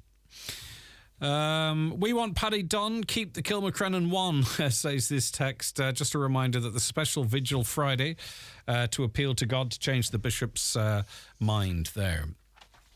Watching TD Timmy Dooley last night attempting to sidetrack people as to why the locals in Clare have taken to blocking refugees. It's nothing to do with conditions, as he kept saying. It's 100% to do with the relocation of young unvetted males into a small community. No women or children looking for shelter here. It's about time all news outlets started calling out what's really happening, including yourself, Greg. It's not for me to call. You mean, want me to just express your point of view? that's not what my role is here. We heard different views on the show yesterday. I've just read your view out. What do you want me to call out? I heard from local people in Clare, and I went through some people's social media posts as well, public posts. I wasn't snooping, and they seem to be genuinely concerned that this accommodation is not suitable, that there isn't suitable activities around for the people there, and that because they can't work, what are they going to do all day? How will they occupy themselves? They've got no information on the people. They've been given no details. They weren't warned in advance, and they're not being told what's to happen going forward. Those seem to be the main views that I heard from the people of Clare. It wasn't anti this or anti that or using words like unvetted males and what have you, but it's not for me to call out. I'm just saying that's what I heard from the people that are speaking publicly in Clare. I didn't hear Deputy Dooley's comments there at all. Hi, Greg. The huge number of deer around North Donegal is mainly due to the bad management of the deer population over the last decade by the National Parks and Wildlife Service. Poor fencing, they say. But I think with all the fencing in the world, there's an awful lot of deer. This caller says National Parks and Wildlife think they're above the public. They don't respond to people, only other state bodies. The state is responsible for the deer population in Ireland, but the state doesn't care about wildlife. I wonder what would happen if someone took a case and it were successful. Might you ask Greg to ask the question, how do they know how many deer were culled, as I believe the figures are false? I'm not an expert. That comes in from Dave. Well, Dave, they're official figures, so people are licensed, and I think each licensee is responsible for about 7 or 8 or 9 deers on average, and they have to be declared. But obviously, that figure, and you quite rightly point out, I didn't this morning, but I did point out in a previous conversation, that doesn't account for poaching and the amount of deer that are killed, but it's not reported or it's not done through official channels. So you're perfectly right, Dave. And as I say, I've mentioned it on the show before, that is going to be a low figure compared to the actual figure. But we don't know the extent of illegal culling or poaching. So there's a information vacuum there. Now, maybe if we had a census of the deer population, we could start working that out a little. A caller says, I live in the north. I don't like Stephen Nolan. He goes out of his way to annoy people, and the people that like him, just like him, are not worth listening to. He's grossly overpaid. Shows like yours are much better, more informative and entertaining. Thanks to hear that. Nice to hear that. Only a recent listener to your programme. Really enjoy it. That comes in from Jared in Ballykelly or Ballykelly. It's spelled Ballykelly, but maybe it's Ballykelly. Great to have you on board, Jared. Thanks very much for joining us. I mean, again, shocked people who are shock jocks, and you probably wouldn't like that description, and I don't mean it to be offensive, but where you bring on people with very strong views in the full knowledge that your content's going to come from the reaction to that, right? You do then get an audience that love you, want to listen to you, but also feel they can't miss out because they'll miss the row, and they love to hate you to some extent as well. It's all part of the game. I don't think, though, I would draw the line at describing Donegal as a car park. We go out of our way here when we're discussing various issues to not label a group of people or a particular area as responsible or in a negative light. We go out of our way here to ensure that we don't do that. But it seems to be when the shoe's on the other foot, it's okay. In a show, we're tortured. Excuse me. I should have pulled the mic back. Pardon me for clearing my throat like that. In Inishowen, we're tortured with deers destroying farm fences. A local farmer told me he had 9 deer grazing and lying in his silage grass last week. Another worry is they do carry TB, which can be and have severe consequences for our cattle herd. I really do think the majority of people do understand that we do need to control the deer numbers. That's the impression I'm getting. But anyway, thanks for keeping us so busy. Keep your comments coming in. We love to hear your points of view. If you're listening to us outside the Republic, 00353 7491 25,000. Put it into your phone because it's a long old number and it's no harm having it there. The WhatsApp and text, and you can WhatsApp for free, of course, 00353 86 60 25,000. We want to hear from you and your views wherever you're listening to us across the region and across the world today. The county's #1 talk show, the 9 till noon show on Highland Radio. It's time for NCBI Bingo on Highland Radio. It's Wednesday the 17th of May. You're playing on the blue sheet. The reference number is S18. It's game number 20. The numbers are 50, 84 31 45 65 52 28 75 11 and finally 90. Phone your claim to 9104833 before 8 tonight, leaving your name, contact number and the name of the shop where you purchased your book, and we'll call you back the next working day. Get all your NCBI bingo information at highlandradio.com. If you know the beauty and skincare product that suits you best, you'll find them at McGee's Chemist Letterkenny. From moisturisers, cleansers and toners to day creams and night creams, McGee's have the top brands you know and love, like Lancôme, Clarins and La Roche-Posay. Also Elizabeth Arden, Vichy, Nukes and many more. All at McGee's Chemist, Main Street, Letterkenny, and online at mcgees.ie, where the best costs less. There's fantastic value at Homeland Letterkenny Garden Centre this Saturday, 20th of May, with our Garden Super Saturday. Buy any 2 trees for €65. There's 10% off all fencing. Get 20% off ceramic pots and raised garden beds, only €139. Plus, get 12 packets of seeds free. Shop in-store at Homeland Letterkenny with expert advice from our experienced team. Offers mentioned available this weekend only. The 9 till noon show with Letterkenny Credit Union, now offering mortgages from €40,000 to €600,000 with no hidden fees or transaction charges. Letterkenny Credit Union, 9102127. And you're very welcome back to the programme here on Highland Radio. Right, the annual National Famine Commemoration for 2023 will take place on the site of the former workhouse in Milford on Sunday, the 21st of May. President Michael D. Higgins will be in attendance. Niamh Brennan is archivist with Donegal County Council and joins us now. Good morning to you. Thanks very much for being on the programme. Thank you, Greg. How are you? I'm good. Right, so what form does the annual National Famine Commemoration take? Okay, well, as you say, it's annual and every year it's held in a different location or county. We were actually supposed to hold it here in Donegal in 2020, but for obvious reasons it didn't take place. So we're delighted now that we have the opportunity to hold it here in Milford this year. And it's basically a ceremonial event and it's a state organised. So you have the Department of Arts and Culture, who is in conjunction with Donegal County Council Culture Division and the OPW and some other organisations. And basically, it starts at about 2 o'clock. If people want to attend, there's an Eventbrite link that they can buy, get tickets for. It's free, obviously, but they would need to be in place by about between 1 and 1:20 because obviously car space and that is limited. And really, it involves address by the president and some music and poetry by the local community, and it will be over by about 3 o'clock with some refreshments. And it's an honour, I think, for us to be holding it. Yeah, for sure. And it's really hard to put ourselves, often we refer to the famine, but if you try for a moment to put yourself into the position of our ancestors in relatively recent history, albeit 175 years ago, what life was like then. I mean, can you paint a picture for us as to what the country was like at the worst of the famine times? Well, I suppose Ireland was, as we know, extremely rural community at that point, and there was no such thing as land ownership really for the very poorest of the poor. They lived in what were called third or fourth class cabins, sometimes just mud cabins.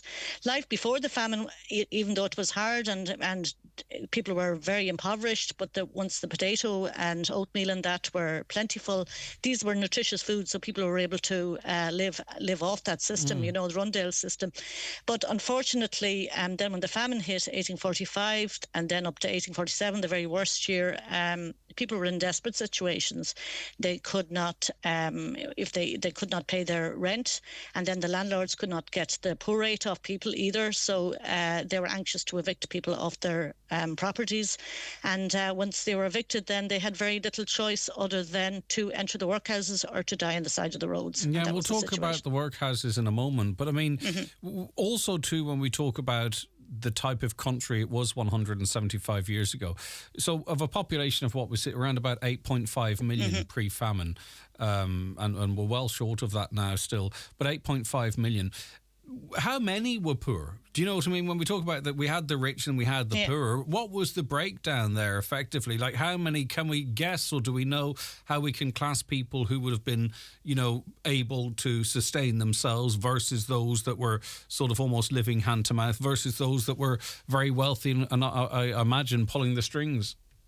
Well, I suppose it was like a tier. So at the top of the tier were the landlords, many of them absentee, some of them living in large estates on their on vast amount of acres. I mean, then down the line, you would have had the wealthier farmers. You would have had the state agents who would have worked for the landlords. They would have been fairly well off.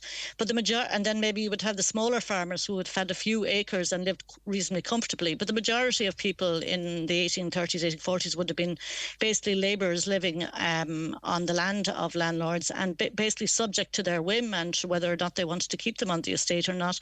Some of them would the classes of housing were generally that between 1 and 4. So the first class would have been the landlord house, but most people in the 1840s would have lived in either the third or the fourth class. So you would say that the vast majority were in a state of extreme poverty, really. Okay, and some of these questions are very obvious, Niamh. But as again, it's, you know, I want to try and bring us back to that point. So some might ask, you know, how could we find ourselves in a country, an arable country, you know, with a knowledge of farming? How could we find ourselves to the point where so many people could die on the side of the road, for example? Well, I suppose we were very dependent. I mean, particularly in certain parts of the country, the west and the south, Cork, Mayo, around those areas, other parts as well, also parts of Donegal and Ulster, very dependent. I mean, on the potato, on one type of potato as well, the lumper wasn't quite as severe in Ulster. There was other types of potatoes. There was also oatmeal and other crops. But because the potato was so dominant and had become so dominant, when it failed in 1845, partially failed in 1845 and failed again the following year, there was you know, that was the situation that became even worse. And then food that was grown, like the crops of barley, were sent abroad, were stored in stores and shipped to England and other places. So there was basically no food. Prices went up as well. So it was one situation, it spiraled out of control, really. Okay. So how did we find ourselves with the option of starving or working in workhouses? And there were 8 workhouses in Donegal, is that correct? So describe that environment for us and what their function was and who ran them. Okay, well, the Poor Law Relief Act came into place in 1838. It was a British government act modelled on an English similar one, which for the first time, I suppose, official workhouses that were built. There was 8 of them, as you say, in Donegal, 130. And the country was divided into what were called unions, but they were just areas, really, administrative areas. And boards of guardians, there were committees of people then who were usually landlords or wealthier farmers. They ran these committees. They employed staff. They built they found the land to build the workhouses on, often their own land, should we say. They built the workhouses, and in fact, just before the famine kind of began or took off, if you like, late 1845, most of the 8 workhouses in Donegal had started to actually admit people who were poor. They were designed to be for the very destitute. Nobody had a right to relief, so they were designed also to be kind of not what you say comfortable places. So because the government didn't think people necessarily deserved relief without payment of some kind. So it wasn't a right, but it was. But they knew that they had to have them in place, and in fairness, they were in place by the time the famine, the worst years of the famine. They were a last refuge for people. People did not want to enter the workhouse. It was humiliating for them. But if they had no other option, if they were evicted, if they were starving and their children were starving, and they had no other option. And it was not, I mean, you talked about how one might feel having to take up that work, but also they were not easy places to work. And particularly in the early years, you know, the type of food and what have you'd be given was very poor. So how were people, talk to us a little bit about how they were treated and also some of the work that would have been done in these workhouses typically. Yeah. Well, the type of food, of course, during the famine years, you can see in the workhouse records, and we hold the archives, County Archives holds all the surviving archives of the 8 workhouses. And you can see in their admission registers, in the minutes of meetings in particular, you can see how the diet changes and adapts as the famine gets worse and worse and food gets more and more scarce and the prices go up. So one of the, say, for instance, at the beginning, there would have been tea and sugar and bread and more of a variety of food, not what we'd call a variety nowadays, but back then it was. But by the middle of the famine years, 1847 to 48, you had these diets where people were basically given 2 and meals. They weren't really meals, so they might have a few ounces of oatmeal and a few what was called stirabout, a mixture of porridge and milk. So that was the kind of food that they were that they were living on. And then in the meantime they were working, so the men might be out breaking stones in the yard. The women, and one workhouse in particular, I remember, I think it was in a show, and they actually bought spinning wheels for the women to work with. They would also been cleaning and cooking and looking after children and the sick, because there were an awful lot of people who were sick. Another thing that happened as well, that people would have been involved in, the people who lived in the workhouses would have been building fever wards during the famine years, because there was the workhouses, some of them particularly like Glenties and Letterkenny, would have been usually overcrowded. So then the workhouse guardians wanted to separate those who were infectious from the rest of the population of the workhouse. So they were frantically building these fever wards, and I'm sure the men who were in the workhouse were involved in that. Yeah, and as horrendous as they sound, they were a route to survival, not only for those that worked in there, but also those that they cared for. So many people listening today are only here effectively because of these workhouses, as horrendous as they sound. Well, this is it. It was an early social care system. It was certainly not perfect, but then what social care system is perfect even nowadays? I mean, there was a lot. You'll see with a minute kind of examination of the minutes. You'll see that there was some landlords, for instance, obviously outside the workhouse system, were more compassionate than others. Others just wanted to get the tenants off their land. And in the workhouses, you had some people who ran them who were really, really wanted to try, who tried very hard and some of the people who were involved in running the workhouses died themselves from fever and other conditions. Mm-hmm. So yeah, you're right, Greg. In one way, we are the survivors, I suppose, this generation of those who did survive the famine. Obviously, an awful lot of people were forced into emigration. That's the other thing we haven't discussed, because the workhouses themselves had emigration schemes, official schemes, where, for instance, young girls who had been orphaned or kind of displaced by the workhouse system or by the famine and had ended up in the workhouse system ended up being sent officially to Australia. And there's a wonderful website called cinememorial.org, I think it's called, where you see the names of some of the Donegal and other people, young girls who ended up making their lives in Australia. But obviously there was other schemes that weren't as successful, and people died on the ships, particularly to America, and the coffin ships to America and Canada. Mm-hmm. Now, obviously, in modern days, we see a famine as, a country maybe with a very hot environment where you can't grow food, you can't source, clean water and what have you, and that's a famine. We were, this is only for your opinion, and if you don't want to talk about it, that's fine, Niamh, but we had food, it was taken from us, and it was sent to others. We were denied food.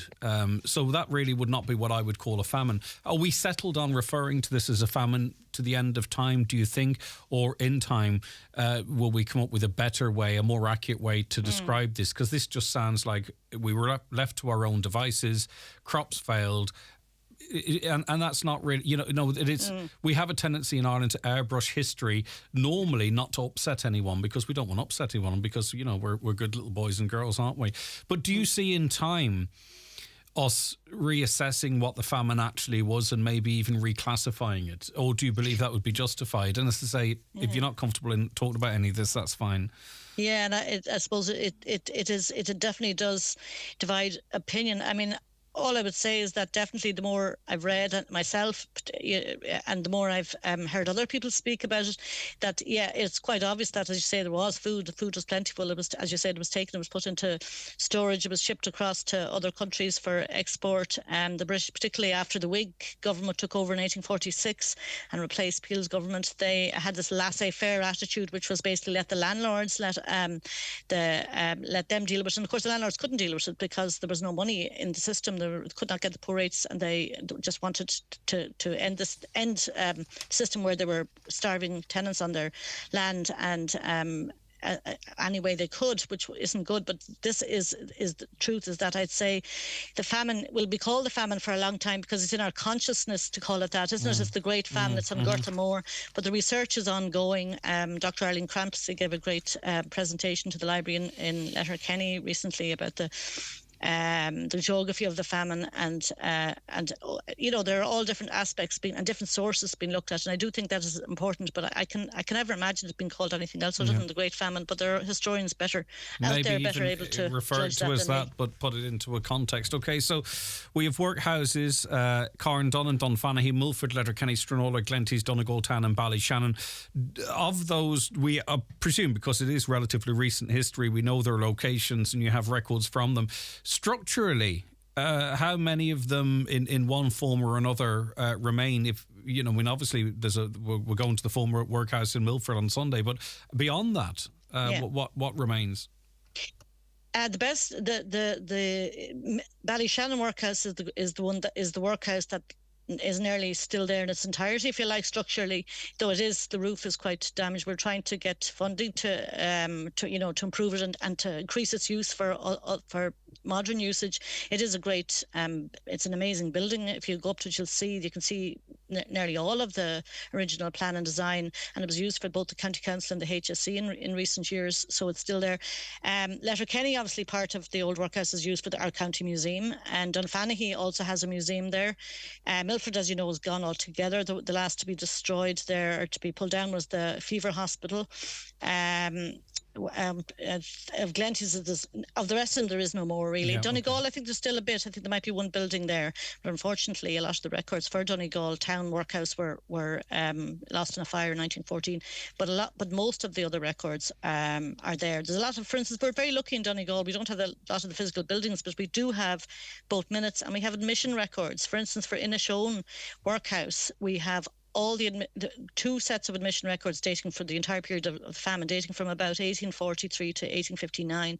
And for Milford Workhouse, we have an outdoor relief register, and this is where they begin to give people who were destitute kind of relief outside the workhouse in forms of food or blankets. And we have a register for that for Milford from 1847, so right from the middle of the workhouse, or middle of the famine. Right, so the annual National Famine Commemoration takes place on the site of the former workhouse in Milford. It's this coming Sunday, begins at 2, and President Michael D. Higgins will be in attendance there. And you heard Niamh earlier on point out that there'll be a little bit of music and what have you as well, and some refreshments when it concludes at around about 3. Niamh, thank you very much. It's been really interesting. Greg, thank you very much. We of course will speak to you again, but thank you for joining us this morning. Thank you very much, Greg. Bye. Okay, that's Niamh Brennan there, archivist with Donegal County Council. Watch the show live now on YouTube, Facebook, and at highlandradio.com. The 9 till noon show is brought to you by Letterkenny Credit Union, offering low-rate holiday loans with fast approval. Apply online at letterkennycu.ie or in office today. Hello there, Farmer Tinny here. It's summer, and Tinny's Toys have loads of swings, slides, trampolines, goalposts, and many more outdoor toys and games. We've basketball stands, swing ball, sand pit diggers, kids' wheelbarrows, and when the sun finally gets out, we've loads of paddling pools. Of course, we still have what we're famous for, the largest range of ride-on and small farm toys and models in Ireland. Shop 24/7 tinnystoys.com or call into Leck Road, Letterkenny. Down by. Thinking of changing your floors? Why not see what Fluorid Letterkenny has to offer? Fluorid have a large selection of solid, semi-solid and laminate click vinyl wood flooring, together with a fantastic choice of parquet, herringbone flooring, all at incredible value. Don't delay. Call Fluorid today on 087 161 7008. Preparing for a special occasion? Sorrento Shoes has the finishing touch. Shoes and bags in pastel shades, bling or classic neutrals. Sorrento Shoes. Available in all leading shoe stores. A reminder to passengers going on holiday, take the power of An Post Money. Pay for things all over the world with foreign currency in cash and on the An Post Money currency card powered by MasterCard with 24/7 card support from real people. And with the app, you can set currency rate alerts and we'll tell you when your target rate is reached. Power your travel money with On Post Money. Search On Post Travel Money or visit your local post office. T's and C's apply. On Post Money currency card is issued by PPSE USA pursuant to licence by MasterCard International. PPSE USA is authorised by the National Bank of Belgium and is regulated by the Central Bank of Ireland for conduct of business rules. On Post is authorised by the Minister for Finance to provide foreign currency cash. A caller says, hi, I was out walking in the winter in the northwest and there was bullets going over my head. I reported it to the ranger and he said he couldn't see anything wrong. Kids and dog walkers used the walk they were on. I presume, is that people out shooting deer, or is that what you suspect? Drivers collide with deer. Deer don't run into cars. Speed is the reason why these accidents occurred. Roads in the area where deer are grazing are usually non-primary routes, and speeds of up to 100 kilometres per hour are too fast. And so on. I'll get to more of those in a moment. I want to welcome onto the programme now former County Councillor Ian McGarvey. Good morning, Ian. Thanks for joining us. Good morning, Greg, to you and Highland Radio and all your listeners as well. How's life? How are you keeping? Well, sure, Greg, I can't complain. I can't complain. Oh, go on. You can complain to Greg. I'll listen. Well, Greg, I know you would, but you know yourself, you don't want to hear me complaining. Okay. Come here. Well, you're highlighting for us a water scheme that was created in Ramelton. What's the background to this? This is going back quite some time, Ian. Greg, it's gone back to 81, 82 from the start to promoting. I started promoting it and so on, and I have to compliment, say, the trustees that were involved at the time, and it still is. Joe Kerr, unfortunately, William Osborne has passed away. There's two other trustees there as well. And I'll tell you, it was quite a complicated operation to try to proceed with at the time, because people had fears of all kinds, the piping being on their land and leakage and flooding and all the stuff that there were so many things. You were going through all the personal ownership and so on to get wayleave signed and so on. And that, I'll tell you one thing, the reason this has arisen, Greg, for me, is owing to the fact now there's a proposal there. Darrell O'Brien introduced would say utility water scheme, known as Irish Water, now as Cairn, and they want to give them full control of everything, we'll say, within Ireland, as far as I'm concerned. Right, so just in relation to this water scheme, there's still 100 on it or so, isn't there? There'll be over 100 on, Greg, and the other thing too is preserve their rights as well, and to give guarantees that they had, we'll say, prior to this, and once this change takes over. So just to be clear, Irish Water are taking this over this summer, aren't they? They're taking over this water supply. Well, June it's been handed over to them full authority, apparently, for it to become a utility company to, say, oversee all water and wastewater. All right. So what are your concerns specific to this process? My concerns are, number one, Greg, and this is why it's important to all the members. The members have the right of say of whether this is taken over or not.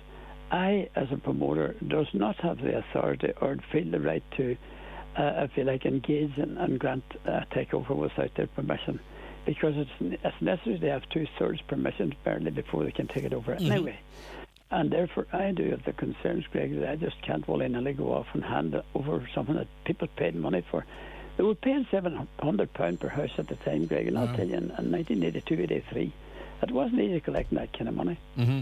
And there's a meeting taking place tomorrow night in the Silver Tassie at 7 p.m. for anyone on this scheme or with an interest on it. But what is, because often, Ian, you would have known in the past, people are saying, we really want Irish Water to take over this scheme or to take over this housing estate. What are the potential problems with Uisce Éireann taking over this water scheme that might need to be teased out, I wonder? Greg, it's fully unknown. And I would welcome the fact that Councillor Fisher, I've invited them to attend as well, to give an outline to the members. Now, Greg, the members are the priority, because, look, I can say to you, Greg, off the record, that will say, as far as I'm concerned, these people signed over in goodwill their land and everything else, wayleaves to, would say, occupy their land with this piping and all the rest of it. Now, that scheme belongs to the members as far as I'm concerned, not to Irish Water, not to anybody else, because they're private schemes. And I should mention as well, Greg, my understanding is there are about 600 in Donegal. And you take the Ramelton area alone. John Crawford promoted the scheme, Dick Butler promoted the scheme in Orkney, Barney Boyce and George Black and Cohen and Ian McGarvey and the whole other area that's there as well. So, Greg, you can understand, like, I would be taking authority to agree and allow Irish Water just walk on, take over the rights of people and so on, and authority over their land and everything else, like, as well. Okay, well, listen, people can have their say at a public meeting for those involved in the scheme tomorrow night in the Silver Tassie at 7 p.m.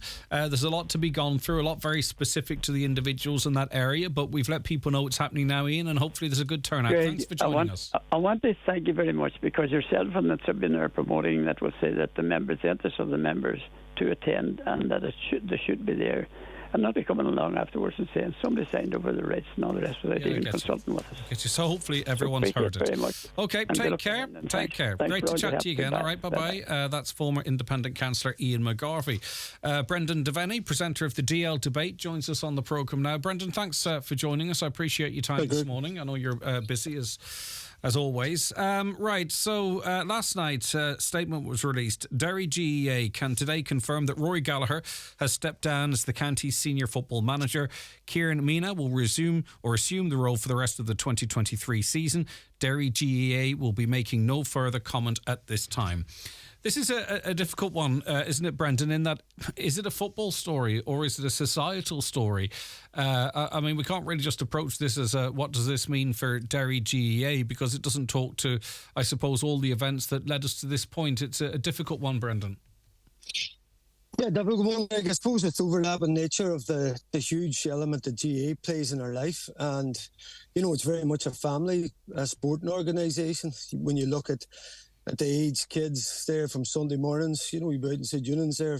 My wee lad, he's out with me, he's 2.5, you know, right up to any age you want to be involved in a club or involved going supporting clubs or counties. So, you know, it's massive part of our life. But yeah, you're right, it's only sport, Greg, but it has such a, I suppose, an involvement of people in Ireland. It is our number one sport. So when a subject like this comes up, of course, Greg, it's completely outside of sport, but the allegations were so serious that it raised so many questions for everybody in it, that someone could be involved while this is a situation. Of course, Rory Gallagher released in a very, very short statement. He initially said that he was stepping back, and a lot of people actually at that point, Greg, thought he was stepping down, that he was away, and then there was loads of rumours about him doing a walkthrough with the guys pre-Ulster final, and there was different rumours circling everywhere that he had still some part in the background, which again threw up a lot of questions. And these are all rumours, Greg. But yeah, and I think there certainly was put to bed. Sorry, Brendan, there's a slight... your signal's not great, there's a slight today. And I think, in fairness to some of that speculation to the weekend, there was older video footage that... potentially older video footage that accompanied some of that stuff as well. But Derry GEA... did they act quick enough in your view, or is this the appropriate move, or what? Is this such a complex situation? Yeah, it's complex, Greg. I guess, yeah, the footage you're talking about that was from last year was the rumour come out about the celebration that definitely was from last year, that the bit of video was being circulated. But yeah, listen, Greg, because of obviously it was a court case and a custody battle, and there was other elements in the background. I suppose when the GA as a county board were trying to understand how to deal with this, and I suppose trying to weigh up the situation, they were caught in the middle of this. But there was no doubt in Greg then, I mean, the public outpouring around this. But as it is, Greg, it was, you know, a Facebook allegation, very, very serious, of course. But I think this process has to, I suppose, be sorted by the law at the end of the day. And you were talking about GA and sport and that. I mean, they are at the mercy of seeing how the law interacts with this. But certainly because of the situation and the seriousness of it, there was no other option for Derry and for Rory Gallagher to step aside. Maybe now is not the time, but do we have to have a broader conversation about how the GE operates? Obviously, there are claims that both Fermanagh GEA and Derry GEA had been notified that there was general knowledge of these allegations out there, and then some claims that we didn't receive any complaints because a defunct email address was used. You know, there's a lot of explanations out there, but in terms of some of the reaction to these allegations, is there at some point, do we need a broader conversation? Because as you say, we are of the GEA and the GEA is of us as well. Well, I think, Greg, the only thing you can say on this is fair play to Nick for having the courage to come out and highlighted it. And of course, this subject constantly needs highlighting because there's a lot of people that are scared to come out and say what's happening, and it's a massive thing. I mean, Greg, I was just off a Zoom there with Plan International, around this trip to Togo. And the reason I got involved in them is because they mostly concentrate on young girls, because as we know in the world, girls and women in general are more at danger to many things. And in the countries we go and work in, it's things like early childhood marriage, lack of education and that. But in any country in the world, women are obviously much more at danger and at risk. So I think, if anything, Greg, whatever those subjects are, what happened to these emails and how that information was divulged, I think the conversation is very good that it's out there. And hopefully, that Nicola sees, her justice and her story out there. But, Greg, at the end of the day, we live in a country where it's the law that decides these matters, and I think whatever the GA do, it's down really to the law. And that is why we have to be very careful in this conversation. We are bound by very strict rules and laws, and I know I've said that in the past, but if me and you, Brendan, if I was sitting in that car beside you, our conversation might be very, very different, but we are bound by due process and what have you, and that's the reality of it. And to some extent, I think that's... that is just something that we can't overcome. Well, listen, next time we'll speak about what this means, I suppose, from a sporting perspective, but I suppose it's important we focus this initial reaction, I suppose, on the societal side of it too, Brendan. But as you say, if the due process is there, it has to be followed, and we'll chat to you again really soon, and I really appreciate your time this morning, Brendan. Thank you very much indeed. And Brendan is away there. Back with more after this break. The 9 till noon show is brought to you by Letterkenny Credit Union, offering low-rate car loans with fast approval. Apply online at letterkennycu.ie or in office today. Charlie McClafferty Funeral Directors, serving Letterkenny and the surrounding areas for over 100 years. Charlie McClafferty Funeral Directors. Let our family take care of your family and guide you through a difficult time. With more all-electric cars on Irish roads than ever before, now is the time to make your move. Now is the time to follow the leader and choose a Volkswagen ID, Ireland's best-selling range of all-electric cars. And now is the time to choose a Volkswagen ID3, ID4 or ID5, all available to order now for immediate delivery. Discover our latest offers at Volkswagen.ie. Volkswagen. Best-selling claim based on latest published figures. It's where you live. It's where you relax. It's where you make memories. Treat your home to a visit to Cooney's Home Interiors. We have everything in store to help recreate your home.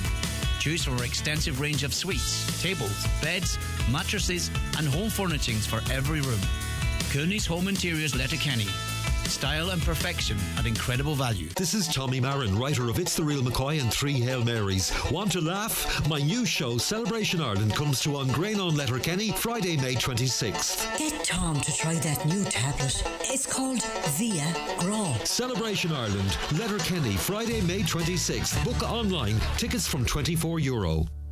Donegal County Council invite the public to participate in the first public consultation for the Letterkenny Southern Network project at the Letterkenny Public Service Centre on Thursday, 18th of May from 12 p.m. until 8 p.m. The project aims to develop the transport network south of Letterkenny town. See the project website lsnp.ie for more details.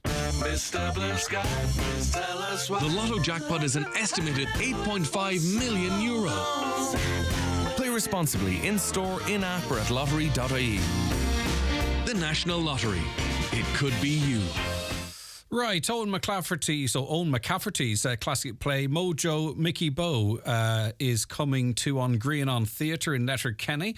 It's tomorrow night at 8 p.m. and I'm joined on the programme now by Conor Quinn, who plays Mickey Bow of the title. John Travers may or may not join us, I don't know. I think he's having internet problems, but Conor, me and you will crack on. How are you getting on? Good to have you on the show.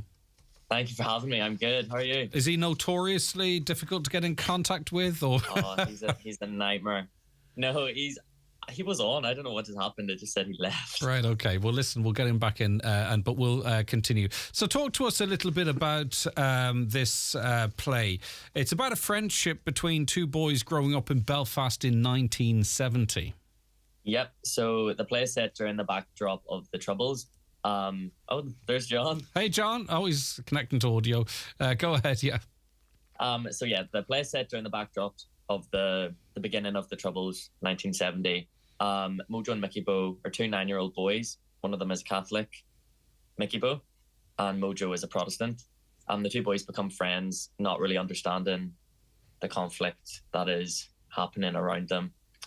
And yeah, regardless, they become friends, go on adventures, and we just kind of get to see their relationship build. They're two very different people, and they kind of help each other grow and learn, and then eventually it all comes to a big dramatic finale. Yeah, so until such time as maybe the realities of life start to kick in, or events, I'll tease it out with you how much we can say without spoiling the flow of the play, but they're somewhat insulated in it, aren't they? It's like that 7 seconds. They have the innocence of the lack of knowledge. They don't know what divides them, in inverted commas.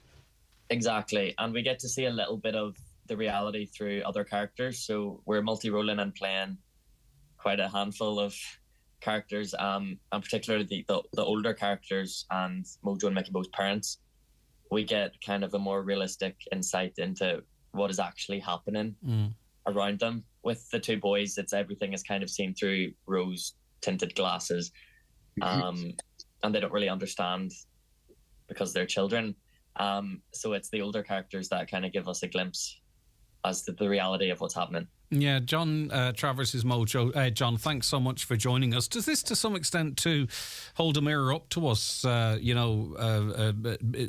make us sort of challenge, really, what sectarianism is? The reality is there's more that unites us than divides us, but we focus on what divides us often. Is it that thoughtful in your view, John? Yes, I think very much so. I mean, the play it's the 20-year anniversary of the play from it was wrote in, when was it, 1988? Yeah. And the story very much so still resonates today. But it's not only kind of set in stone in just Northern Ireland, north of Ireland, whatever you want to call it. It's also quite a universal story of divides that happen between humans all over the world.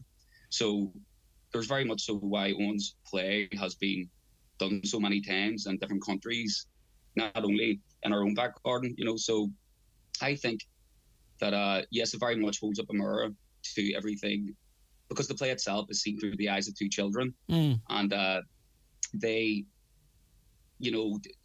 they understand what's going on as 9-year-olds with the backdrop of the Troubles, but they persevere and develop this friendship over the bridge, over the road, being Catholic and Protestant, up until, obviously, there is stuff that gets in the way of that, as what happens within quote-unquote war. Yeah, and you could replace the Troubles with presumably many of the big societal topics that are raging at the moment. 100%. So how is this played out then? Because obviously this is the story of two young friends, and you're still young. But I mean, you have to come up with ways to tell this story, don't you, on stage? Absolutely. I mean, I'm not that. I mean, I had a shave there. I mean, I probably just. You're not 9, fresh, dude. I was born in 1989. Don't tell anyone. Yes. I mean, it's not so much a fresh take. I mean, it is a fresh take because we're doing it with a company called Bruiser Theatre Company, and Conor will echo these sentiments. It's a very fast-paced, electric style that Bruiser incorporates into every production, married with with the two base characters, Mojo and Mickey Bow, and has them very grounded. But I would say that if anybody would I think everyone should get a ticket and come and see this show because it's a fresh take. Both Connor and I have built up such rapport during rehearsal period, and some of the sentiments that have been echoed from different audience members through Twitter and what have you have been saying that they can see that translated on stage. So it's great that I have such a great dancing partner as Connor, and hopefully will say so about me. Yeah, and you've 70 minutes odd to tell the story too, so it's it has to be fast paced, Connor. Finally. Oh my god, yeah, it is very fast paced, and it's high energy. Obviously, it's told through the eyes of children, as we keep saying. I get you. Just really hammer that. So yeah, there's just that kind of playfulness that we're playing children in the 70s that just have to go outside and play. There's no YouTube and tablets and iPads or whatever. Like, it's just, we have to play. Yeah, you have to head the ball to one another because you can't. You're not online gaming. All right, listen, and you're playing to a really good audience here who get it as well too. So I'm sure it's going to be a packed house tomorrow night. Gents, thanks so much for your time. I really appreciate it. It's been lovely having you on the programme.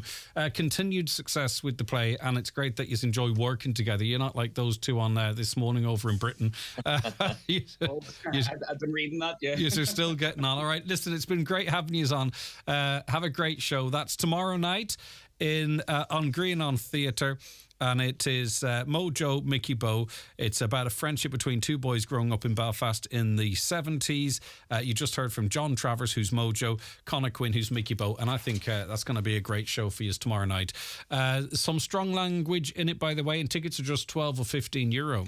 The 9 till noon show is brought to you by Letterkenny Credit Union, with monster loans available up to €60,000 for all occasions. Visit letterkennycu.ie.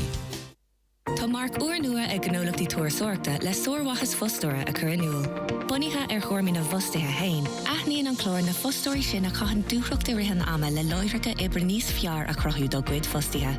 Mealasteach na daoine is fear agus cuine gíd. The Employer Excellence Programme. Tilla Olish ag foltaireland.ie. Shop LK at Brian McCormick Sports and Leisure, Main Street, Letterkenny. New, fresh colours in women's sportswear from Nike and Under Armour. Get that new look with some bright colours. Quarter zips with t-shirts and fitness bottoms. Match it up with some new arrivals in our footwear for women. Brooks, Hoka, and On Running gives you a unique comfort sensation. View our new arrivals. Click on bmcsports.ie for your free delivery. For great value in suits, visit Watson Menswear in Letterkenny. Top labels like Rimazumo, White Label, Spectre and Daniel Graham. For the finishing touch, there's also a great choice of shirts, ties and footwear. Extra reductions for all wedding parties. At Watson Menswear, open 7 days a week on Main Street, Letterkenny. See watsonmenswear.com. Imagine a device so innovative, accept cookies? There is a device so forward-thinking, you accept cookies? A device that is so modern, you accept cookies? Now imagine a technology where cookies don't get in the way of your advertising. Welcome to radio. Advertising that's cookie-free. Visit radiocenterireland.ie to see what radio can do for your product or brand. Donegal Town Hardware is having a massive fencing and paving 2-day sale event this weekend with huge discounts on paving and 15% off smart fence. Compost decking and timber decking also reduced, plus savings on posts, D-rails and pickets. Paving and smart fence experts will be in store on Friday 19th. That's the massive fencing and paving sale event this Friday 19th and Saturday 20th of May at Donegal Town Hardware.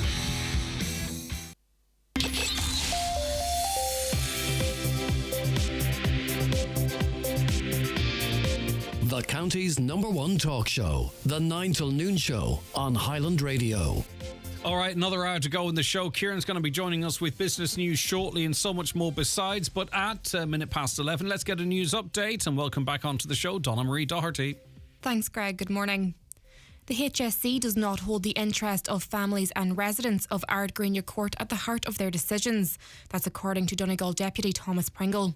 Speaking in the Dáil yesterday during a special topic surrounding the implementation of the recommendations of the Brandon Report, Deputy Pringle asked Minister of the State of the Department of Disability Anne Rabbitte if government believed this was also the case. In her response, Minister Rabbitte said a safeguarding exercise is due to commence in June. A Donegal deputy is calling on the government to sanction the facilitation of an ASD room in a school in Rafo. Deputy Pierce Doherty told the Dáil yesterday that St Eunan's National School has already seen one student needing to travel to a different catchment area due to staffing issues. This is despite their siblings remaining at St Eunan's. He added that a spare classroom as well as a sensory room and sensory garden are available on the premises.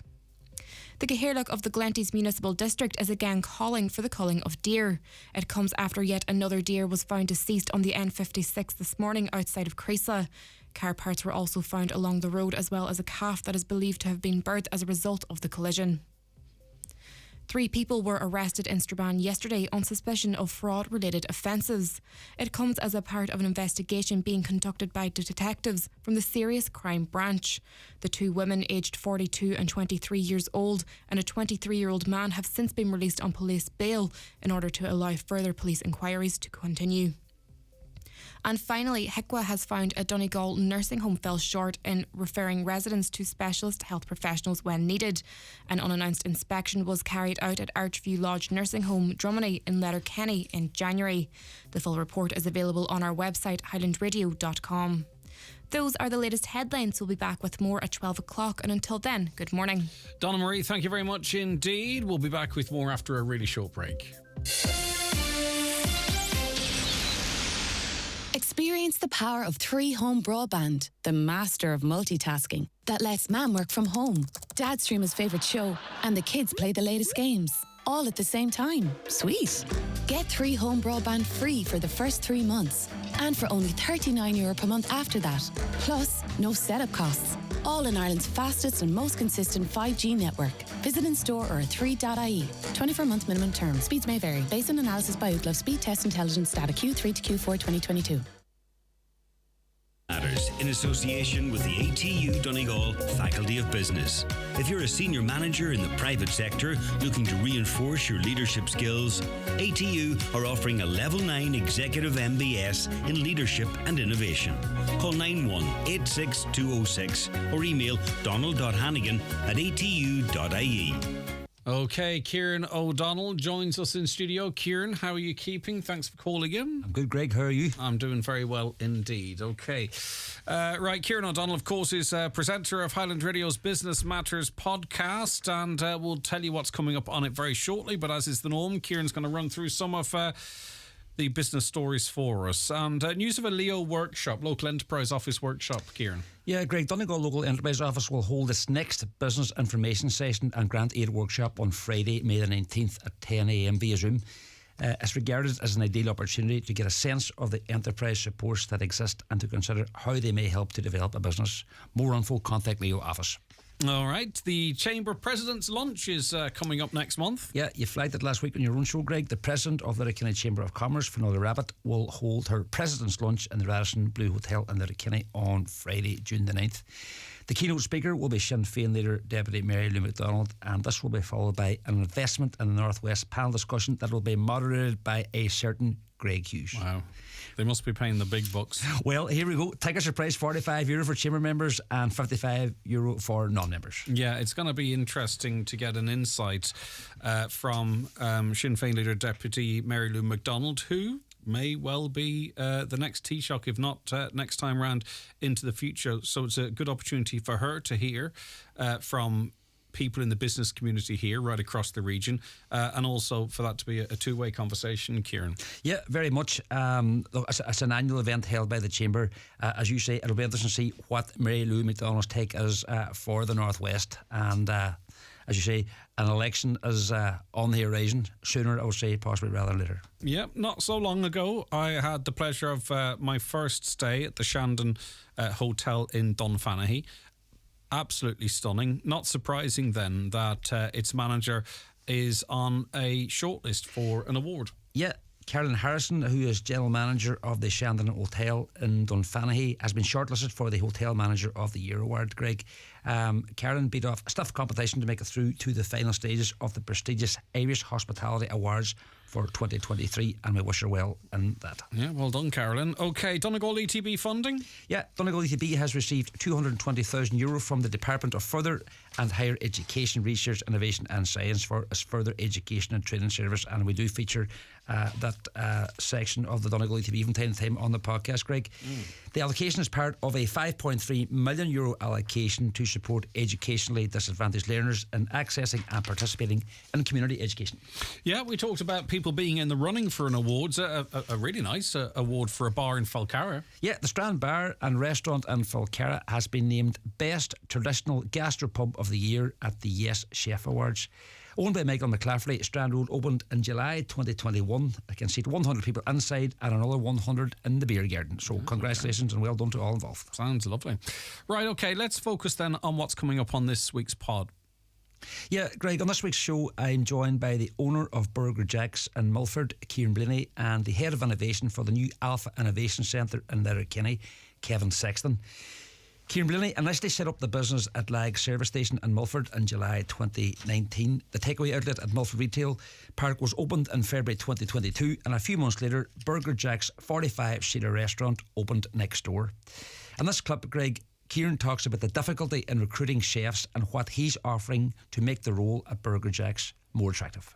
Staff has been an issue, in fairness. It was grand, we're in the shop. Like, we had a very small team. It was me and my father and Hugh there, and my sister and my brother would step in and give us a hand big weekends, stuff like that. But since we moved here now, it's grand getting staff for the restaurants. The hardest thing to get chefs. And I mean, I don't know, there's a lot of people in the industry, a lot of chefs in the industry left it during COVID, I find, or they're away on, they're doing different things and stuff like that there. So that's the one kind of hard thing to get. And is there any way around that? Well, I suppose what we've been kind of advertising now at the minute is, because I know hospitality, I know it's very unsociable. It's very unsociable hours and stuff like that. So what we've kind of been thinking about is offering a 4-day working week. So I mean, you'd have your full-time hours, you'd have your 40 plus hours within them 4 days, but you would still have your 3 days off. And then we've even gone as far as offering 1 weekend off a month. Now that's off season, that'd be without June, July, August. But you'd have your 1 weekend off a month, you'd still have your full-time hours, and you have a 4-day working week. All right, there you have it. Decent advertisement there as well. And he's not the first person I've heard from within that general industry that's having to come up with different ways to attract the staff. Yeah, but when I asked him the question, he had a very good answer, and I suppose he's looking for a solution to the problem. But listen, a young man, he's coming 25 this year. He has 10 people employed there, 5 part-time, 5 full-time. When they opened the takeaway in the new retail centre, they had the option of taking over a second unit, which they did. They put a restaurant into it, and things were going very well for them. Right, your next guest on the show? Yeah, the Innovators Under 35 Europe Festival, Greg, was held last Thursday and Friday in Gweedore, and at the end of the final session on Friday afternoon in GTEC, I caught up with the Head of Innovation for the new Alpha Innovation Centre in Letterkenny, Kevin Sexton. Here, Kevin talks about the new €20 million Alpha Innovation Centre, which is scheduled to open in Letterkenny in May 2025. So the Alpha Innovation Centre, which will open its doors in May 2025, so about 24 months from now, is about a 60,000 square feet development of 2 iconic buildings, a public realm just off the Port Road where the old ESB Centre would have been, if anybody remembers that, and then opening all the way down to the Pierce Road. So a really iconic sort of, I describe it as almost like a Google campus in the centre of Letterkenny. And the idea of this centre is to bring businesses out of the weeds, once a week, once a month, bring them through a programme of innovation, teaching them the basics about identifying problems, framing problems, seeing opportunities, measuring opportunities, whether they're investable, whether they're, as I call them, whether they're problems worth solving or kind of nice to haves, whether the vitamin pill or the painkiller for businesses. And so the centre will be about 60,000 square feet, 2 buildings, and the Alpha building itself is about 20,000, just under 20,000 square feet. No, massive a development, both physically and I suppose in terms of potential there, Kieran. Yeah, 8 stories, €20 million, massive investment by Donegal County Council, Big Northwest, Leo, Enterprise Ireland are all involved as well. So Kevin talked about the building being a process rather than a building, and he said it's going to be something like a Google Centre located in the middle of Letterkenny. So it's a massive game changer for businesses. The approach is to get them in, get them up on a story as they're developing and progressing on the process of learning and innovating and adapting. And they're keen to work with people who are hungry to innovate. And the biggest challenge that Kevin believes lies ahead is actually catering for the demand. Yeah, okay. Well, that's not a bad complaint either, I suppose. The full interviews with Kieran Blaney and Kevin Sexton are available to download right now at highlandradio.com. We'll stream off the site or wherever you get your podcasts, as long as it's Spotify or iTunes. And the show's broadcast on air as well, Kieran, isn't it? Yeah, after the 6 o'clock news, Greg, on Sunday evening. And if anyone wants to get in contact with you, yeah, drop me an email, please. businessmatters@highlandradio.com. All right, Kieran O'Donnell, thank you very much. Good morning, indeed. That podcast, as we mentioned, live for you right now. We'll be back with more. Kieran actually will be back with us next Wednesday. We'll be back with more on this show today after we take a short break. The county's #1 talk show, The 9 till Noon Show on Highland Radio. The 9 till Noon Show with Letterkenny Credit Union. Simplify your debts with a debt consolidation loan from Letterkenny Credit Union. Call us on 074 910 2126 or apply online via our app or in office today. Connect Hearing is open for free hearing tests. Our audiologist is available Monday to Friday for wax removal services at our Letterkenny Clinic in the Courtyard Shopping Centre. We also offer a home visit for those who aren't able to visit us. Our hearing is our social sense. Are you finding hearing more of a challenge? Call Ursula today on 07491 13296 to make an appointment. Good hearing helps us to connect to our family, friends and loved ones. Connect Hearing, connecting you to life. Hello, I'm David Foley, medical herbalist. Are you suffering with stress, anxiety, insomnia? Then ask for Irish Botanica Peace and Calm, a traditional herbal remedy. Irish Botanica Peace and Calm has a naturally relaxing effect, ideal for stress, insomnia, jet lag, and pre-exam anxiety. Call us a Natural Way, Letterkenny Shopping Centre for more information. This Friday, Around the Northwest will be coming live from iMotors in Letterkenny for their start of their 232 sale event this weekend. You will have the opportunity to sample and see the new stock for July registration from Kia and Nissan. We will also have some great music, chat and some fantastic giveaways. Join us from 12 for the launch of the iMotors new 232 registration sale weekend. Not sure where to start with your smart meter? Sign up to a Home Electric Plus smart meter price plan from Electric Ireland to see how much energy your appliances are actually using. Track your usage monthly, daily or even hourly and get tips and advice on how to use less. It's a smart start to controlling your energy usage. To sign up, search Electric Ireland Home Electric Plus. Smart meter and online account required. Features available after 4 months. T's and C's apply. See electricireland.ie. Highland Radio time checks with Expressway. Travel Route 32 from Letterkenny to Dublin when you book online and travel for less. Expressway, bringing you the time at... It's 11:15. You're very welcome back to the programme. OK, it's time now for Wellness Wednesday. We are highlighting Crohn's and colitis, Ireland inflammatory bowel disease, and the importance of not being too embarrassed to get bowel symptoms checked out. It's ahead of World Inflammatory Bowel Disease Day on May 19th. Crohn's and colitis Ireland is launching its symptoms checker, but we'll go through all of that in a moment. We've two guests to welcome onto the programme. We'll say good morning first to Alana McGrory from Lahey. Good morning, Alana. Thank you very much for joining us. Morning, Greg. How are you? Good, and it's good to have you on the show. And we'll start, if that's okay, with Professor Anthony O'Connor, consultant gastroenterologist. Good morning to you, Anthony. Thanks so much for joining us. Good morning, Greg. Good morning, Alana. Right, so talk to us first about, is Crohn's disease the family, or is Crohn's and colitis separate? Or maybe you could explain that for us, Professor. Sure. So the family of diseases are called inflammatory bowel disease. And within inflammatory bowel disease, there are two main subtypes, Crohn's disease and ulcerative colitis, which share an awful lot of things in common, but do also have some differences. For example, Crohn's disease can affect you anywhere in the gut from the lips to the anus, whereas ulcerative colitis just affects the colon. Inflammatory bowel disease is the umbrella term for these conditions. And even within those conditions themselves are sort sort of an umbrella of sorts too, because one can have Crohn's disease that affects just the colon, or the colon and the small bowel, or can affect the stomach, can affect the skin in some instances. Whereas ulcerative colitis, you can sometimes have ulcerative colitis that's just limited to the rectum. Other times it can be all the way around the bowel, and other times it can be somewhere in between. So there's huge variation. No two patients with IBD are the same. I think that's an important thing to note. And how common is it? Because I saw some statistics that would suggest it's not incredibly common, but I know loads and loads of people, and not an exaggeration, with either Crohn's or colitis. Now, I don't know if that's geographical or pure coincidence, but it does seem at odds with some of the incidences per 1,000 statistics that I've seen in the past. But maybe you might run through that for us, Anthony. So we estimate that in the Republic there may be between 35 and 40,000 people who suffer with inflammatory bowel diseases. One can be diagnosed with inflammatory bowel disease at any age. The youngest person I've seen is 3 months. The oldest person I ever diagnosed was 90.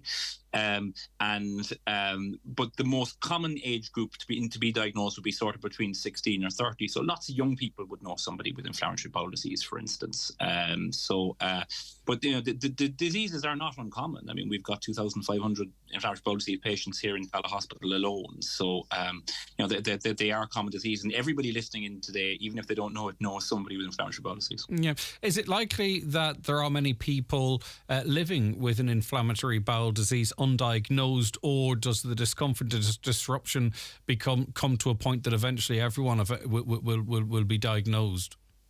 I hope we're getting better at that now, but if you look back to the 90s, there was a study done in Canada which said that the average person with inflammatory bowel disease suffered from somewhere between 9 to 11 years before having a diagnosis, which is crazy when you think of it. Now, we don't have more up-to-date evidence than that. But I think we're getting better, but I think because of the taboo that people have about talking about their bowel habits and the unpleasantness associated with that, I do think it's still unnecessarily deters people from seeking help from their family doctor about symptoms that are worrying them with respect to their bowels. And I think that's one of the main things we want to address with this campaign. Yeah, for sure. And it's not just in this area either. There are many medical conditions that we're only starting to talk about or learn to talk about now in any meaningful way, which is really important.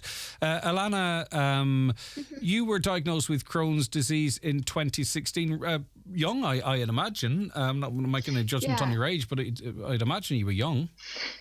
Because you're young now. I was 17. Okay. Yeah, no, I was 17, so I'm coming up on my 7th anniversary, so as we call it. Yeah. The 30th of May. So when I was diagnosed, I was on the shorter end of things, as you call it. I was diagnosed in less than 3 months when I first had symptoms, which was great. What kind of complicated mine was I had just come back from a school tour to Spain, so everybody thought, oh, you're just abroad, you know, it'll pass over, and just it never did, and just bowel symptoms mainly, and abdominal cramps, and weight loss was my biggest one. I lost 1 stone in 6 weeks, which was like a lot. Like I wasn't heavy to start with. I know what you mean. Yeah, it was worrying for you. And was there quite a quick onset, or on reflection, had this been coming on for a while? A non-medical way of putting it, if you know what I mean. But if you reflect back, were there issues before you sort of went down the diagnoses path? Yeah, so I suppose one of the symptoms that's less known about is the fatigue that you get with an immune condition, so with Crohn's. So like when I was younger, I would just get a bit tired more quickly than other kids, and just like, oh, like I'll join back in later kind of thing. And yeah, so fatigue was kind of something I had all the time really when I was younger. And then I was also a tad anemic, and that was because of the malabsorption through the gut. Like you weren't absorbing iron, so even though I was eating like the right foods, it wasn't being absorbed correctly. You weren't getting the benefits from them, yeah. Yeah, so I suppose that was probably going on for a while beforehand, but then suddenly just the abdominals and like your gut just not behaving the way it should, and it got to the stage where I couldn't even keep water down. My stomach was even like, this is just not this, like I wasn't having anything of it basically. So then we'd been back and forth in and out of Sligo General, back with the GP, with like, look, like what's going on here? Like, you know, it's just. So, what after diagnosis, as you say, yours was a short enough process. But in terms then of treatment, and thankfully, if I read correctly, your disease is now under control and you're able to manage it well. Is that a process that has to be gone through to find out what's right for you, or talk to me about your personal experience? Yeah, so I suppose at the start, everybody kind of starts with a course of steroids to just really get us back to a baseline. So I did a 8-week course of steroids, and then you try with diet first. That didn't really work. After about a month, we were kind of going back to the symptoms. And then I was on a drug called Imuran for about 6 months by itself. And then at this stage, I was in my leaving cert year, so kind of mock time kind of things started going downhill again. So I'm back on steroids to kind of just help me through the end of the year. And then once I finished my leaving cert, I started on a drug Humira with Imuran. And then that lasted a while. And then eventually it kind of stopped, not really doing the trick again. And then I changed drugs from Humira to Stelara. And then I've also ended up having a colectomy, so like just a part of my bladder was taken out and just joined back together. So at the minute, Stellar's doing the trick, and we're good. Yeah, okay. Now, and correct me if I'm wrong, and I'll go back to Anthony in a second. The drugs that you take, do they suppress your immune system? So that means, particularly with the period that we went through, do you feel that you have to be particularly careful, or how does that impact on your life? Yeah, so I suppose the reason I switched from Humira to Stelara was because I was picking up every cold, cough, sneeze going. I went through a period of like every month I had some kind of a decent cold or cough for at least a week. So that was one to it. So that was one reason I changed Humira to Stelara. And Stelara doesn't affect me as much as that, but I still have to be careful. If I'm ever going on, say an airplane or something, I'd wear a mask, or going into hospitals, I'd always have a mask on. GP, always have a mask on, because you never know what you're going to pick up anywhere. Yeah. And Anthony, how typical is Alana's story? In terms of, can you have a mild case or more severe, or would Alana's experience be somewhat typical? Alana's experience will be very typical of a lot of the patients I see. Now, as I said, there is huge variation. You can get mild cases, and particularly we notice people who are diagnosed, maybe from middle age onwards, tend to have a slightly milder disease course than people who are diagnosed like Alana was when she was 17. But again, that's not a universal experience either. I suppose one of the things that really resonated with me from what Alana said was when she spoke about fatigue. And it's a huge issue for patients with IBD. And it's one that as doctors and nurses engaged in IBD, we could do better at helping people with. We don't have an awful lot of evidence-based interventions for that. And it's my particular research interest, so it's a bit of a hobby horse of mine. But it's one of the things about IBD is even when the disease is in remission, about 40% of IBD patients will still continue to experience levels of fatigue that are similar to somebody who's gone through chemotherapy. Mm-hmm. Okay, so that's bad fatigue. So definitely it's an area we need to do better on. But certainly Alana's story is very, very typical, but also individual to her, because no two patients with IBD are the same. But we would hear a lot of that. About 65% of people with Crohn's disease will have some part of their bowel resected at some point over the course of their disease. She's been through a couple of different medications. It's typical, and thankfully things seem to be on a good keel for her at the moment. Yeah, for sure. And in terms of early diagnoses, you say many people may have to have an operation at some point, but do you how important is early diagnosis in this disease? It's hugely important. So if you look at the medications we have for the disease, and Alana has listed some of them, almost all of them will work better in the first year or two of the disease than they will in somebody who's had the disease for 5 to 10 years, because at that stage scarring has become established and the medication won't reverse scarring, so it all becomes a little bit more complicated the longer you go on. So in terms of early diagnosis, what you need to do is be vigilant about symptoms. Don't be shy about talking to your GP about these symptoms. They will have heard an awful lot worse that day than you talking about your bowels. Okay. The other thing that makes people nervous is they think if they go to their doctor with bowel complaints, they'll end up having to have a colonoscopy. First of all, a colonoscopy isn't as terrible as most people think it is. And secondly, we now have non-invasive tests, so we can look at your blood and look at your stool itself, measure the amount of inflammation in both of those, and an awful lot of people we can reassure just by having a look at their poo and a look at their blood and not finding any inflammation there. So the message really has to be go and talk to your doctor if you have these symptoms, get checked out. And how good are we at this stage in medicating long term? Is it a case of finding the right drug and you can settle on that, or is it kind of whack-a-mole as the body might adjust and the benefit of a particular drug wane? So where are we at in terms of the long-term management of inflammatory bowel disease? I think you've put it very well there. And I think, unfortunately, one of the issues we have is none of the drugs work on everybody, but we've got a raft of drugs now that will sort of work really well on about 30 to 40% of people and will have a quite positive impact on about another 30 or 40% of people, which leaves you with about 20, 30% of people who won't respond to any given drug. Okay, so we're still trying to figure out, I think, where to place these drugs, looking at combinations of different drugs. So that's where a lot of the research focus is in IBD medicine at the moment.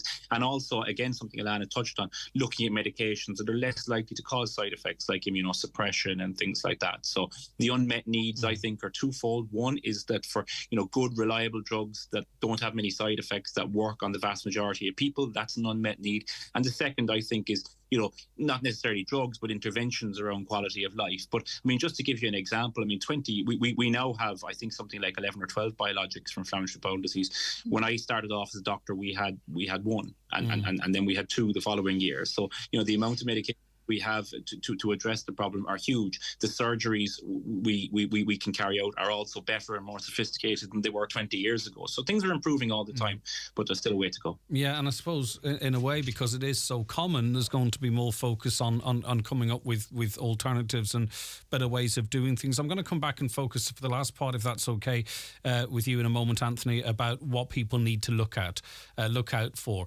But Alana, in terms of do you have to monitor your diet quite closely now? Is that part of living with this disease? Yeah, so I suppose food intolerances can alter. So you need to keep like a basic food diary as such. So at the minute, my intolerances are mushrooms, chocolate, and I mean chocolate as in normal chocolate. I can eat white chocolate fine, so it's the cocoa that's the problem. Beef, berries with seeds, nuts are all my no-goes at the minute, but that has changed every couple of months since I've been diagnosed. Right, okay. And you studied pharmaceutical science with drug development at the ATU there in Sligo, and your thesis focused on Crohn's disease. Tell me a little bit about that. Yeah. So my thesis was a look back at the current pipeline for stem cell treatments for Crohn's disease, of which there is now only one on the market in Japan. So this would be for people who have tried every drug under the umbrella and are still having symptoms, their body's still being scarred. And basically what they would do is take stem cells from liposuction, basically, of fat. Then they make up the stem cells with the bits that they need. And then they could inject them either into the lining of their gut or into a fistula, which could be formed from an abscess that has now made a tube basically from your gut to the skin, and it can inject them in to close it up. Okay. And was your interest in this area as a result of your life experience, or is it a sort of not even a coincidence, but yeah, so it's a bit of both, I'm going to say. So when I was kind of in TY, so pre-diagnosis, I was thinking about pharmacy as my college degree. Yeah. And then just, the points race didn't really help with that. So then I just went pharmaceutical science. And then obviously when you have a condition, you want to find out as much as you can. So like from first year to fourth year, I did like any project I could twist into Crohn's disease, I did. Like absolutely anything I could. So then when you get to pick your thesis topic, it was like, okay, this is Crohn's disease. And then stem cells happen to be the second half of that. And that's what made the thesis. Brilliant. And now you're working in the area of clinical trials. Professor Anthony O'Connor then, so what should we be looking out for?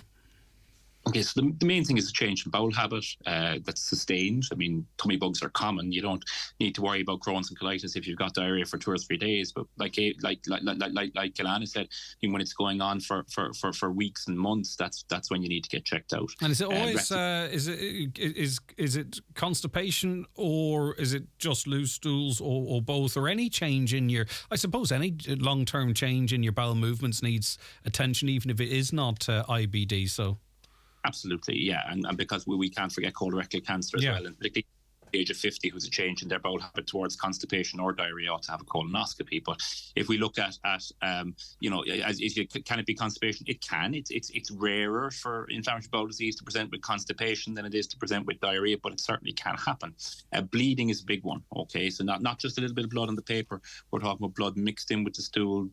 Over the top of the stool. The other thing is severe abdominal pain, cramps, weight loss. Really, I think Alana gave us a great rundown on the things to look out for there. Fatigue, of course, is another very, very important one. And as I said, we've got better tests, better non-invasive testing now. Sometimes it's very easy to rule out inflammatory bowel disease, but just to look at your blood tests and look at your stool for inflammatory substances. Yeah, so. and we know, because we've done research on this, unfortunately, and maybe we can use the embarrassment that shouldn't be there as some sort of an excuse, but we say, right, we'll see what we're like in a month or 2 months or 3 months. A lot of us might, if we heed the signs, we might put it off and see how things pan out, and you're recommending strongly against that, of course. Yeah, I mean, I think if things are going on for longer than a couple of weeks, I think, they may not just settle of their own accord. And as I said earlier, we know that these great medications we have now, thanks to the work of our pharmaceutical scientists, I mean, they all work a bit better the sooner in the disease course you give them to. Okay, right. Thanks very much to both of you. We appreciate your time, Professor. It's been very informative, and thank you so much for it. Take care of yourself. Alana, thank you very much indeed for your story as well, and continued good health to you. It's been lovely speaking to you. Thank you, Gary. All right, bye-bye. Take care of yourself. Mary's with us too, actually, on line 1. Hi, Mary. How you doing, Greg? You've had Crohn's disease now for 30 years. 30 years, Greg. And what's your life like? My life at the very start, I had it for 7 years, and I've had tests done, all that there, but they said it was IBS. So that went on for 7 years, and it's just, your bowels loose all the time. You're going to the toilet all the time, maybe 8, 10, 12 times a day, and during the night. So I was diagnosed anyway, and I had, the first time that I didn't have pain was my 40th birthday. I actually was in Letterkenny Hospital, and I had an operation, and there was a blockage there, and discovered I had Crohn's. Wow. That was okay. I was delighted because they were able to put a name on what I had. Yeah, exactly, yeah. And I had lost weight. I was only about 6 stone, you know, like I'm 5'7". So I was only about 6 stone. I was never heavy. My heaviest was 8.5 stone anyway. But I was just a skeleton. So, cutting a long story short, anyway, we'll move on. I have had about, I'm trying to count here, I've had about 6 operations since that, and 63 now. And I'm on a new drug, a fusion, a trial drug as well. I forget the name of it now because I've been on every one going. And I get it every 8 weeks in Letterkenny as a fusion. And when I'm over there getting that done, I also get, well, we shorten it, we call it the banana bag. It's just, it's yellow, but it's all your vitamins because I can't produce or I can't store vitamins. Right, okay. And do you know if this drug is working for you yet, Mary, this new drug? Yeah, that it is. It is keeping it at bay. Right. How long, I don't know, but it's keeping it at bay. Now, having said that, I'm only allowed 4 small meals a day. Mm-hmm. And it's more, if you call a low-fibre diet, it's more or less a white diet, if you know what I mean. It's bread and spuds and things like that there. You know, anything that's white, you can think about it. No fruit, no veg. Nothing like that. Yeah, so all the stuff we kind of are told that is good for us, you actually have to avoid, hence the banana bag, presumably. I have to avoid it.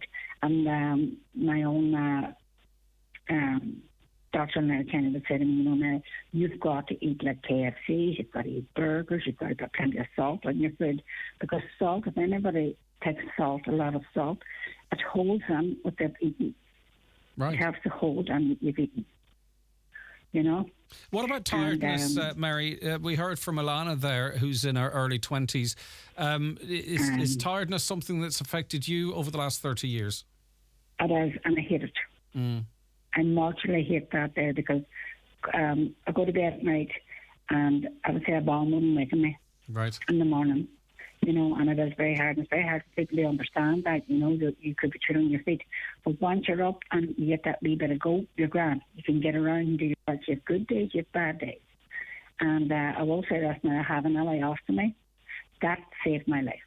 Because, until I had that ileostomy, well, before I had that ileostomy, as a bag, I couldn't go to the hairdressers. I couldn't get my eyes tested.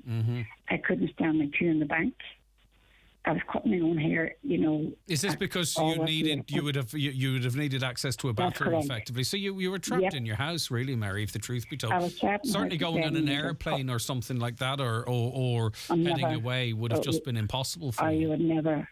No, you never ever would have done anything like that, ever. So do you have a bit more freedom now, Mary, following that operation? Do you feel you have a bit more freedom? I can tell you, anybody out there that's listening and they're afraid to get the bag on, my bag's non-reversible.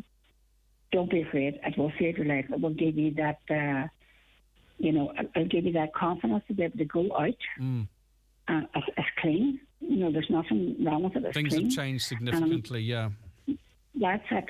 Every second day there, and maybe if once I have a shower, I have to change it then and all that there. So, but that becomes part of it. That's far less an inconvenience than having to stand and cut your own hair, or not being able to read because you can't make it into the opticians. It's almost and I've spoken to people too who've got a bag and that have got a bag and it becomes part of them. I've people name them and stuff. You're right there. Do you have a name on yours? You're right there. Well. Okay, we'll leave it at that then. Okay.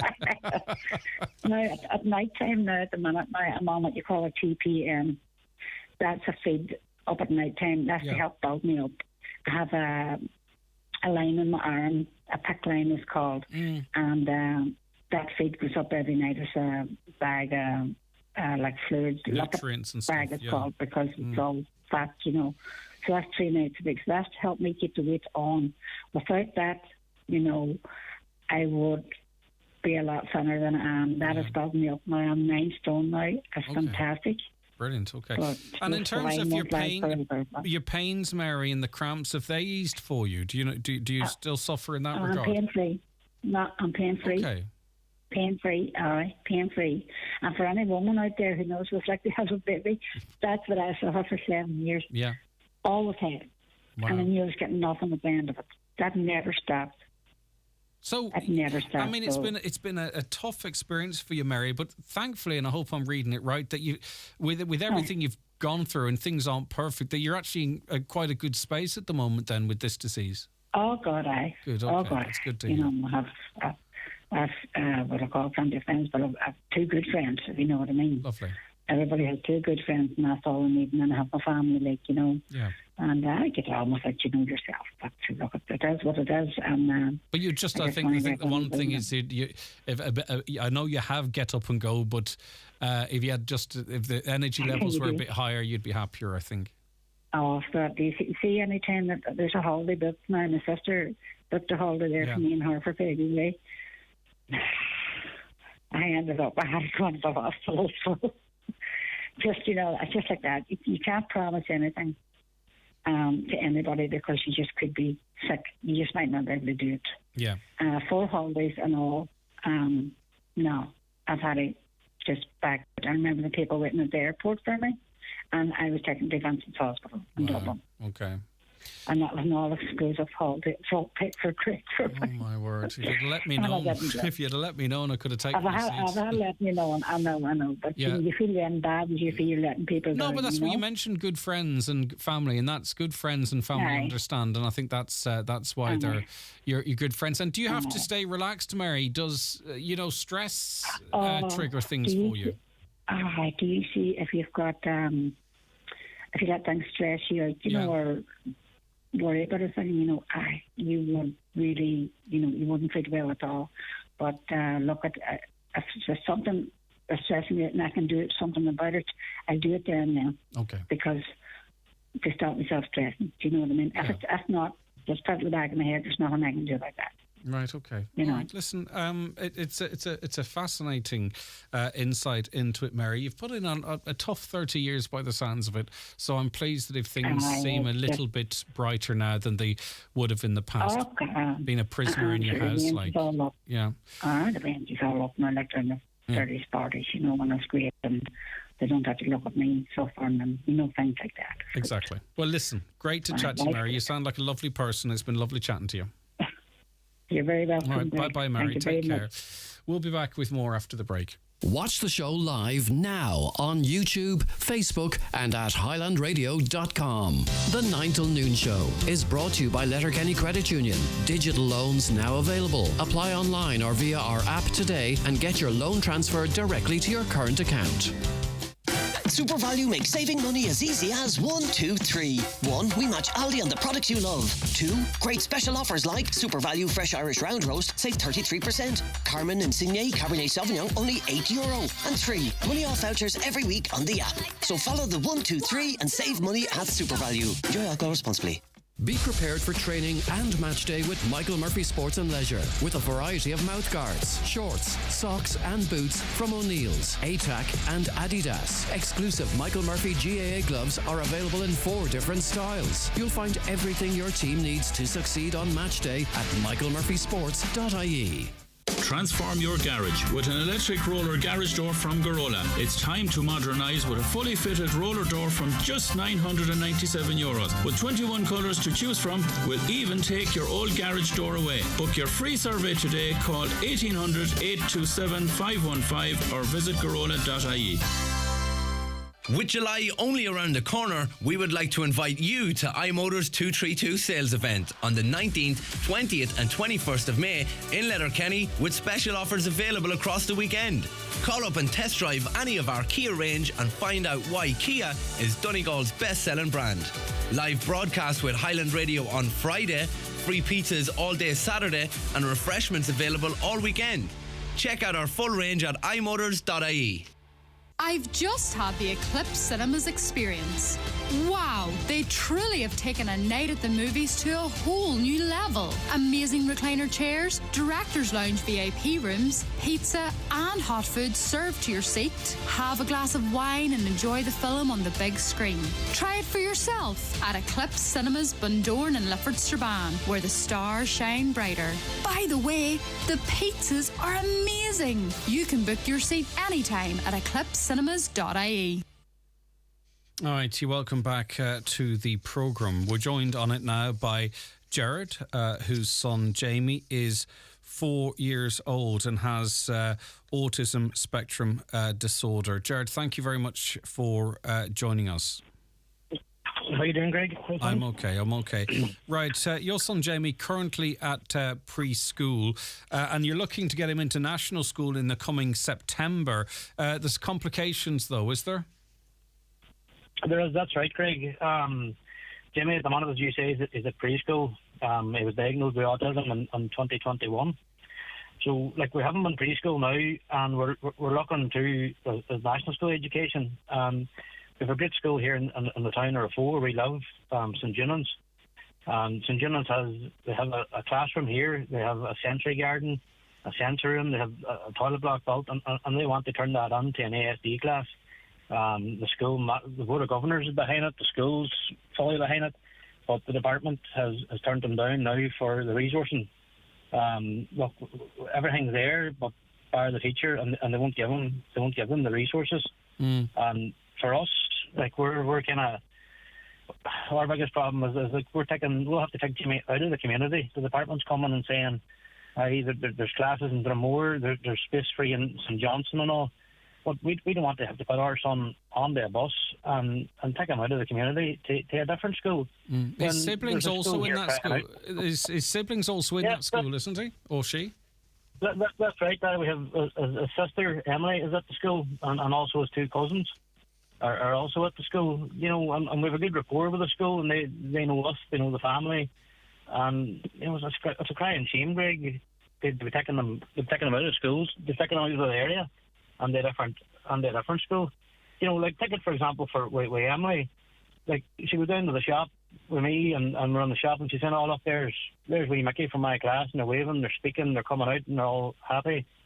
You know, like Emily was at school the last day, and she come back, and she was saying her full football club was on doing PE with them. You know, I want to join the football club, and she joined the football club now with her friends. Like Jimmy's going to miss all that. He's going to be taken out of the community because of that.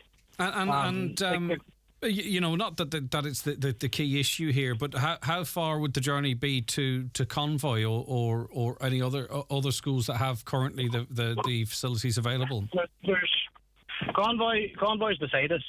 Like it's not far away from us by no means, but there's only one space there available this year. Jimmy's looking to get the following year. I was counting there. The department said there's 8 spaces available. Mm-hmm. Like from St Junan's alone, we know of that there's 3 students looking for an ASD class. Add one more to that, that's half them spaces gone right away. Mm-hmm. Like down the country, Greg, they're crying out. They're crying out for spaces. They can't get it. The department's actually making schools. They're forcing them. No, I don't know, forcing the right word, but they're making them turn classes into ASD classes. Mm-hmm. So, like, why not be proactive instead of reactive? Like, why not come along and say, "Hey, right, here's a school looking to go. We only have 8 spaces available in this area." That's not going to last long. Let's get another one up and running and stay ahead of the curve. Yeah, and of course, especially when see what's happening in the country. And as you mentioned, it's the school within his community. His sister's already there, and it wouldn't require any bus trip. And you're saying, Jared, that this is everyone agrees that this is the way forward. It's just a sanction from the Department of Education that is stopping this happening for Jamie in September. So that's my understanding, Greg. The school has the building, the school has the classroom there. They have everything there ready to go. All they need is just the funding for the teacher. And like you said, like we're paying buses, tax, insurance, and diesel and buses, and there's a driver and a chaperone. You know, when you take all that on it, well, is there going to be much of a difference altogether? Like, mm-hmm. Okay, you know, we're busting them up there. You know? Yeah, right. This issue has been raised by Deputy Pierce Doherty, who is with us as well. Pierce, thanks for joining us this morning. Thank you. I presume you don't think Jared's request is unreasonable. No, I think it's really encouraging to hear Jared out this morning and you know, put a voice to the statistics behind this, because it's really important that people understand what this means and what it really means in terms of segregation of children who are growing up in a local community where their national school is there, as Jared said, where the board of management, where the teachers and all the staff of the school are more than happy, more than willing, and more than capable of ensuring that all students in that catchment area are able to be taught in the local school, where brothers and sisters can attend school together and not having to see, you know, a brother or a sister leave to go to make a, you know, what is a 24-kilometre round trip every day, and you know, young kids asking, you know, why can't my brother or my sister attend the same school as us? And I think we will,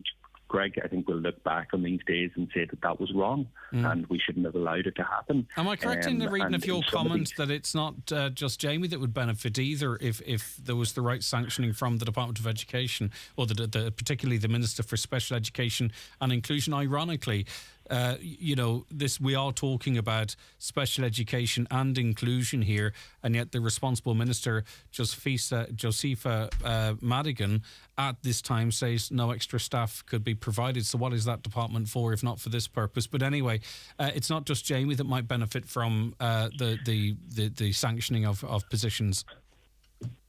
No, it's far from just Jamie. There are a number of other children who have diagnoses who will be enrolling in that school or who are currently in the school could benefit from this classroom also, and that's very clear that there's a number of people who could avail of this. There's also students who in any school who gets a diagnosis. Sometimes it's later on. It doesn't happen before you go into primary school, and as a result, if you get a diagnosis, you may have a recommendation for an ASD class because there is no class in that school. Students have to leave, and that's not acceptable. It's just not acceptable in this day and age. And in some of these cases, Greg, when we're kind of campaigning for ASD classrooms, it takes a lead-in period because you have to build an extra classroom. You have to get your design, your contractor, your tender, and then you have to build the additional classroom. The issue here is the classroom is there. It's a fantastic space. I visited the school there in the last 2 weeks. They have the toilet block right outside. They have the yard there. They have done everything in this school. They have a sensory class in this room in this school. They have a sensory garden in this school. This shows you how inclusive this school is trying to be for all of the children, despite the fact that they haven't got the sanction. So, this is a very, very simple issue to resolve. This will benefit, 3 or 4 children over the next number of years, and possibly more as more and more issues come to light. And it's really important, and I think people really need to take a stand on this here. What is next then? Because we have heard Jared speaking out on behalf of Jamie and others. You have raised this issue directly with the Minister. Let me remind you of their title for Special Education and Inclusion. She has said for now extra staff will not be provided. So what is next then? I mean, obviously you can raise the issue again, but how do we progress this? Because I am sick and tired of stories, and we had another one earlier on the programme today where children are being excluded for no good reason. They're being treated differently. They're being separated from their peers. They're being made feel different. That should be against everything that we stand for in this country. Absolutely. And look, I did raise this with Josepha Madigan yesterday, and in fairness to the Minister's going to read out, as she did yesterday, the script that she gets from her officials based on what is happening on the ground. And we don't dispute the facts. We don't dispute the facts that there's 8 positions available, but it's 24 kilometres round trip that the child has to do. The additional cost, the additional chaperone, all of that. But the point I was making to her yesterday, and that's why she said she'd look at it again, is should we be segregating children on the basis of one has a diagnosis of autism and the other doesn't? No, should we be splitting families? We should not. And in fairness, and I've interacted with Josepha Madigan in relation to the issue with ASD classroom in Creasla, and we found a resolution to it. And, I believe that she's a person who wants to see more of these classrooms opened. As Jared said, we've had to pass legislation in the Dáil to force ASD classrooms on schools. This is a school community that has the room, that has the space, that has the sensory issues, that the sensory garden, the sensory area, that is willing to make sure that every child is not segregated, that every child is given every single opportunity in their local area. And we just need a bit of common sense here. We're going to get here in the future. I don't think we'll ever talk about this in the future, because I think we'll look back and say, how did we allow that to happen? And it shouldn't happen for Jared, I mean, we for reflect on Jamie, or any other child. Exactly. We reflect on our history, thinking we can change history right now. We're living in it at the moment. Pierce, thank you very much for your time. Deputy Pierce Doherty, and also Jared, dad of Jamie there. The 9 till noon show with Letterkenny Credit Union, now offering mortgages from 40,000 to 600,000 euro with no hidden fees or transaction charges. Letterkenny Credit Union, 9102 127. Are you tired of the daily grind of commuting to work? Long for the flexibility and freedom of remote working? Then G-Tech Digital Hub, Termon and Carrigart may be the perfect solution. Join G-Tech Digital Hub today and start living and working on your own terms. Find us on Facebook. Harkins have been providing customers with quality fireplaces, stoves and electric fires for over 30 years. And now you can experience the elegance of luxurious worktop from Harkins. Their experienced craftsmen can fabricate marble, quartz or granite worktops to your specification. So, if you're planning a new kitchen or bathroom or upgrading your existing one, Harkin Fireplaces can provide a quote for your quartz, marble or granite worktop. Visit their showroom in Ballybogan, Lifford, or call 9141109 or visit them online at harkinfireplaces.ie. greenShoes.ie. Spring is here, and so too are the new arrivals at Green Shoes. Shop in store or online now from best-selling brands like Doc Martens, Una Healy and Echo. Also Riker, Kate Appleby, Tommy Bow and many more. Shop LK and One for All gift cards accepted in store. Visit Green Shoes and discover the perfect footwear to complement your style. Green Shoes at Market Square, Letterkenny Shopping Centre, Fulcara and online at greenshoes.com. When a long week leaves you longing for adventure, swap your work days for waterways and paddleboard along the tranquil waters of Lough Derg, or go with the flow as you cruise along the Shannon. For more short break ideas, visit discoverireland.ie. Book early for the best value and keep discovering. This summer, enjoy the tastiest burger in town for less at Kelly's Diner, Letterkenny.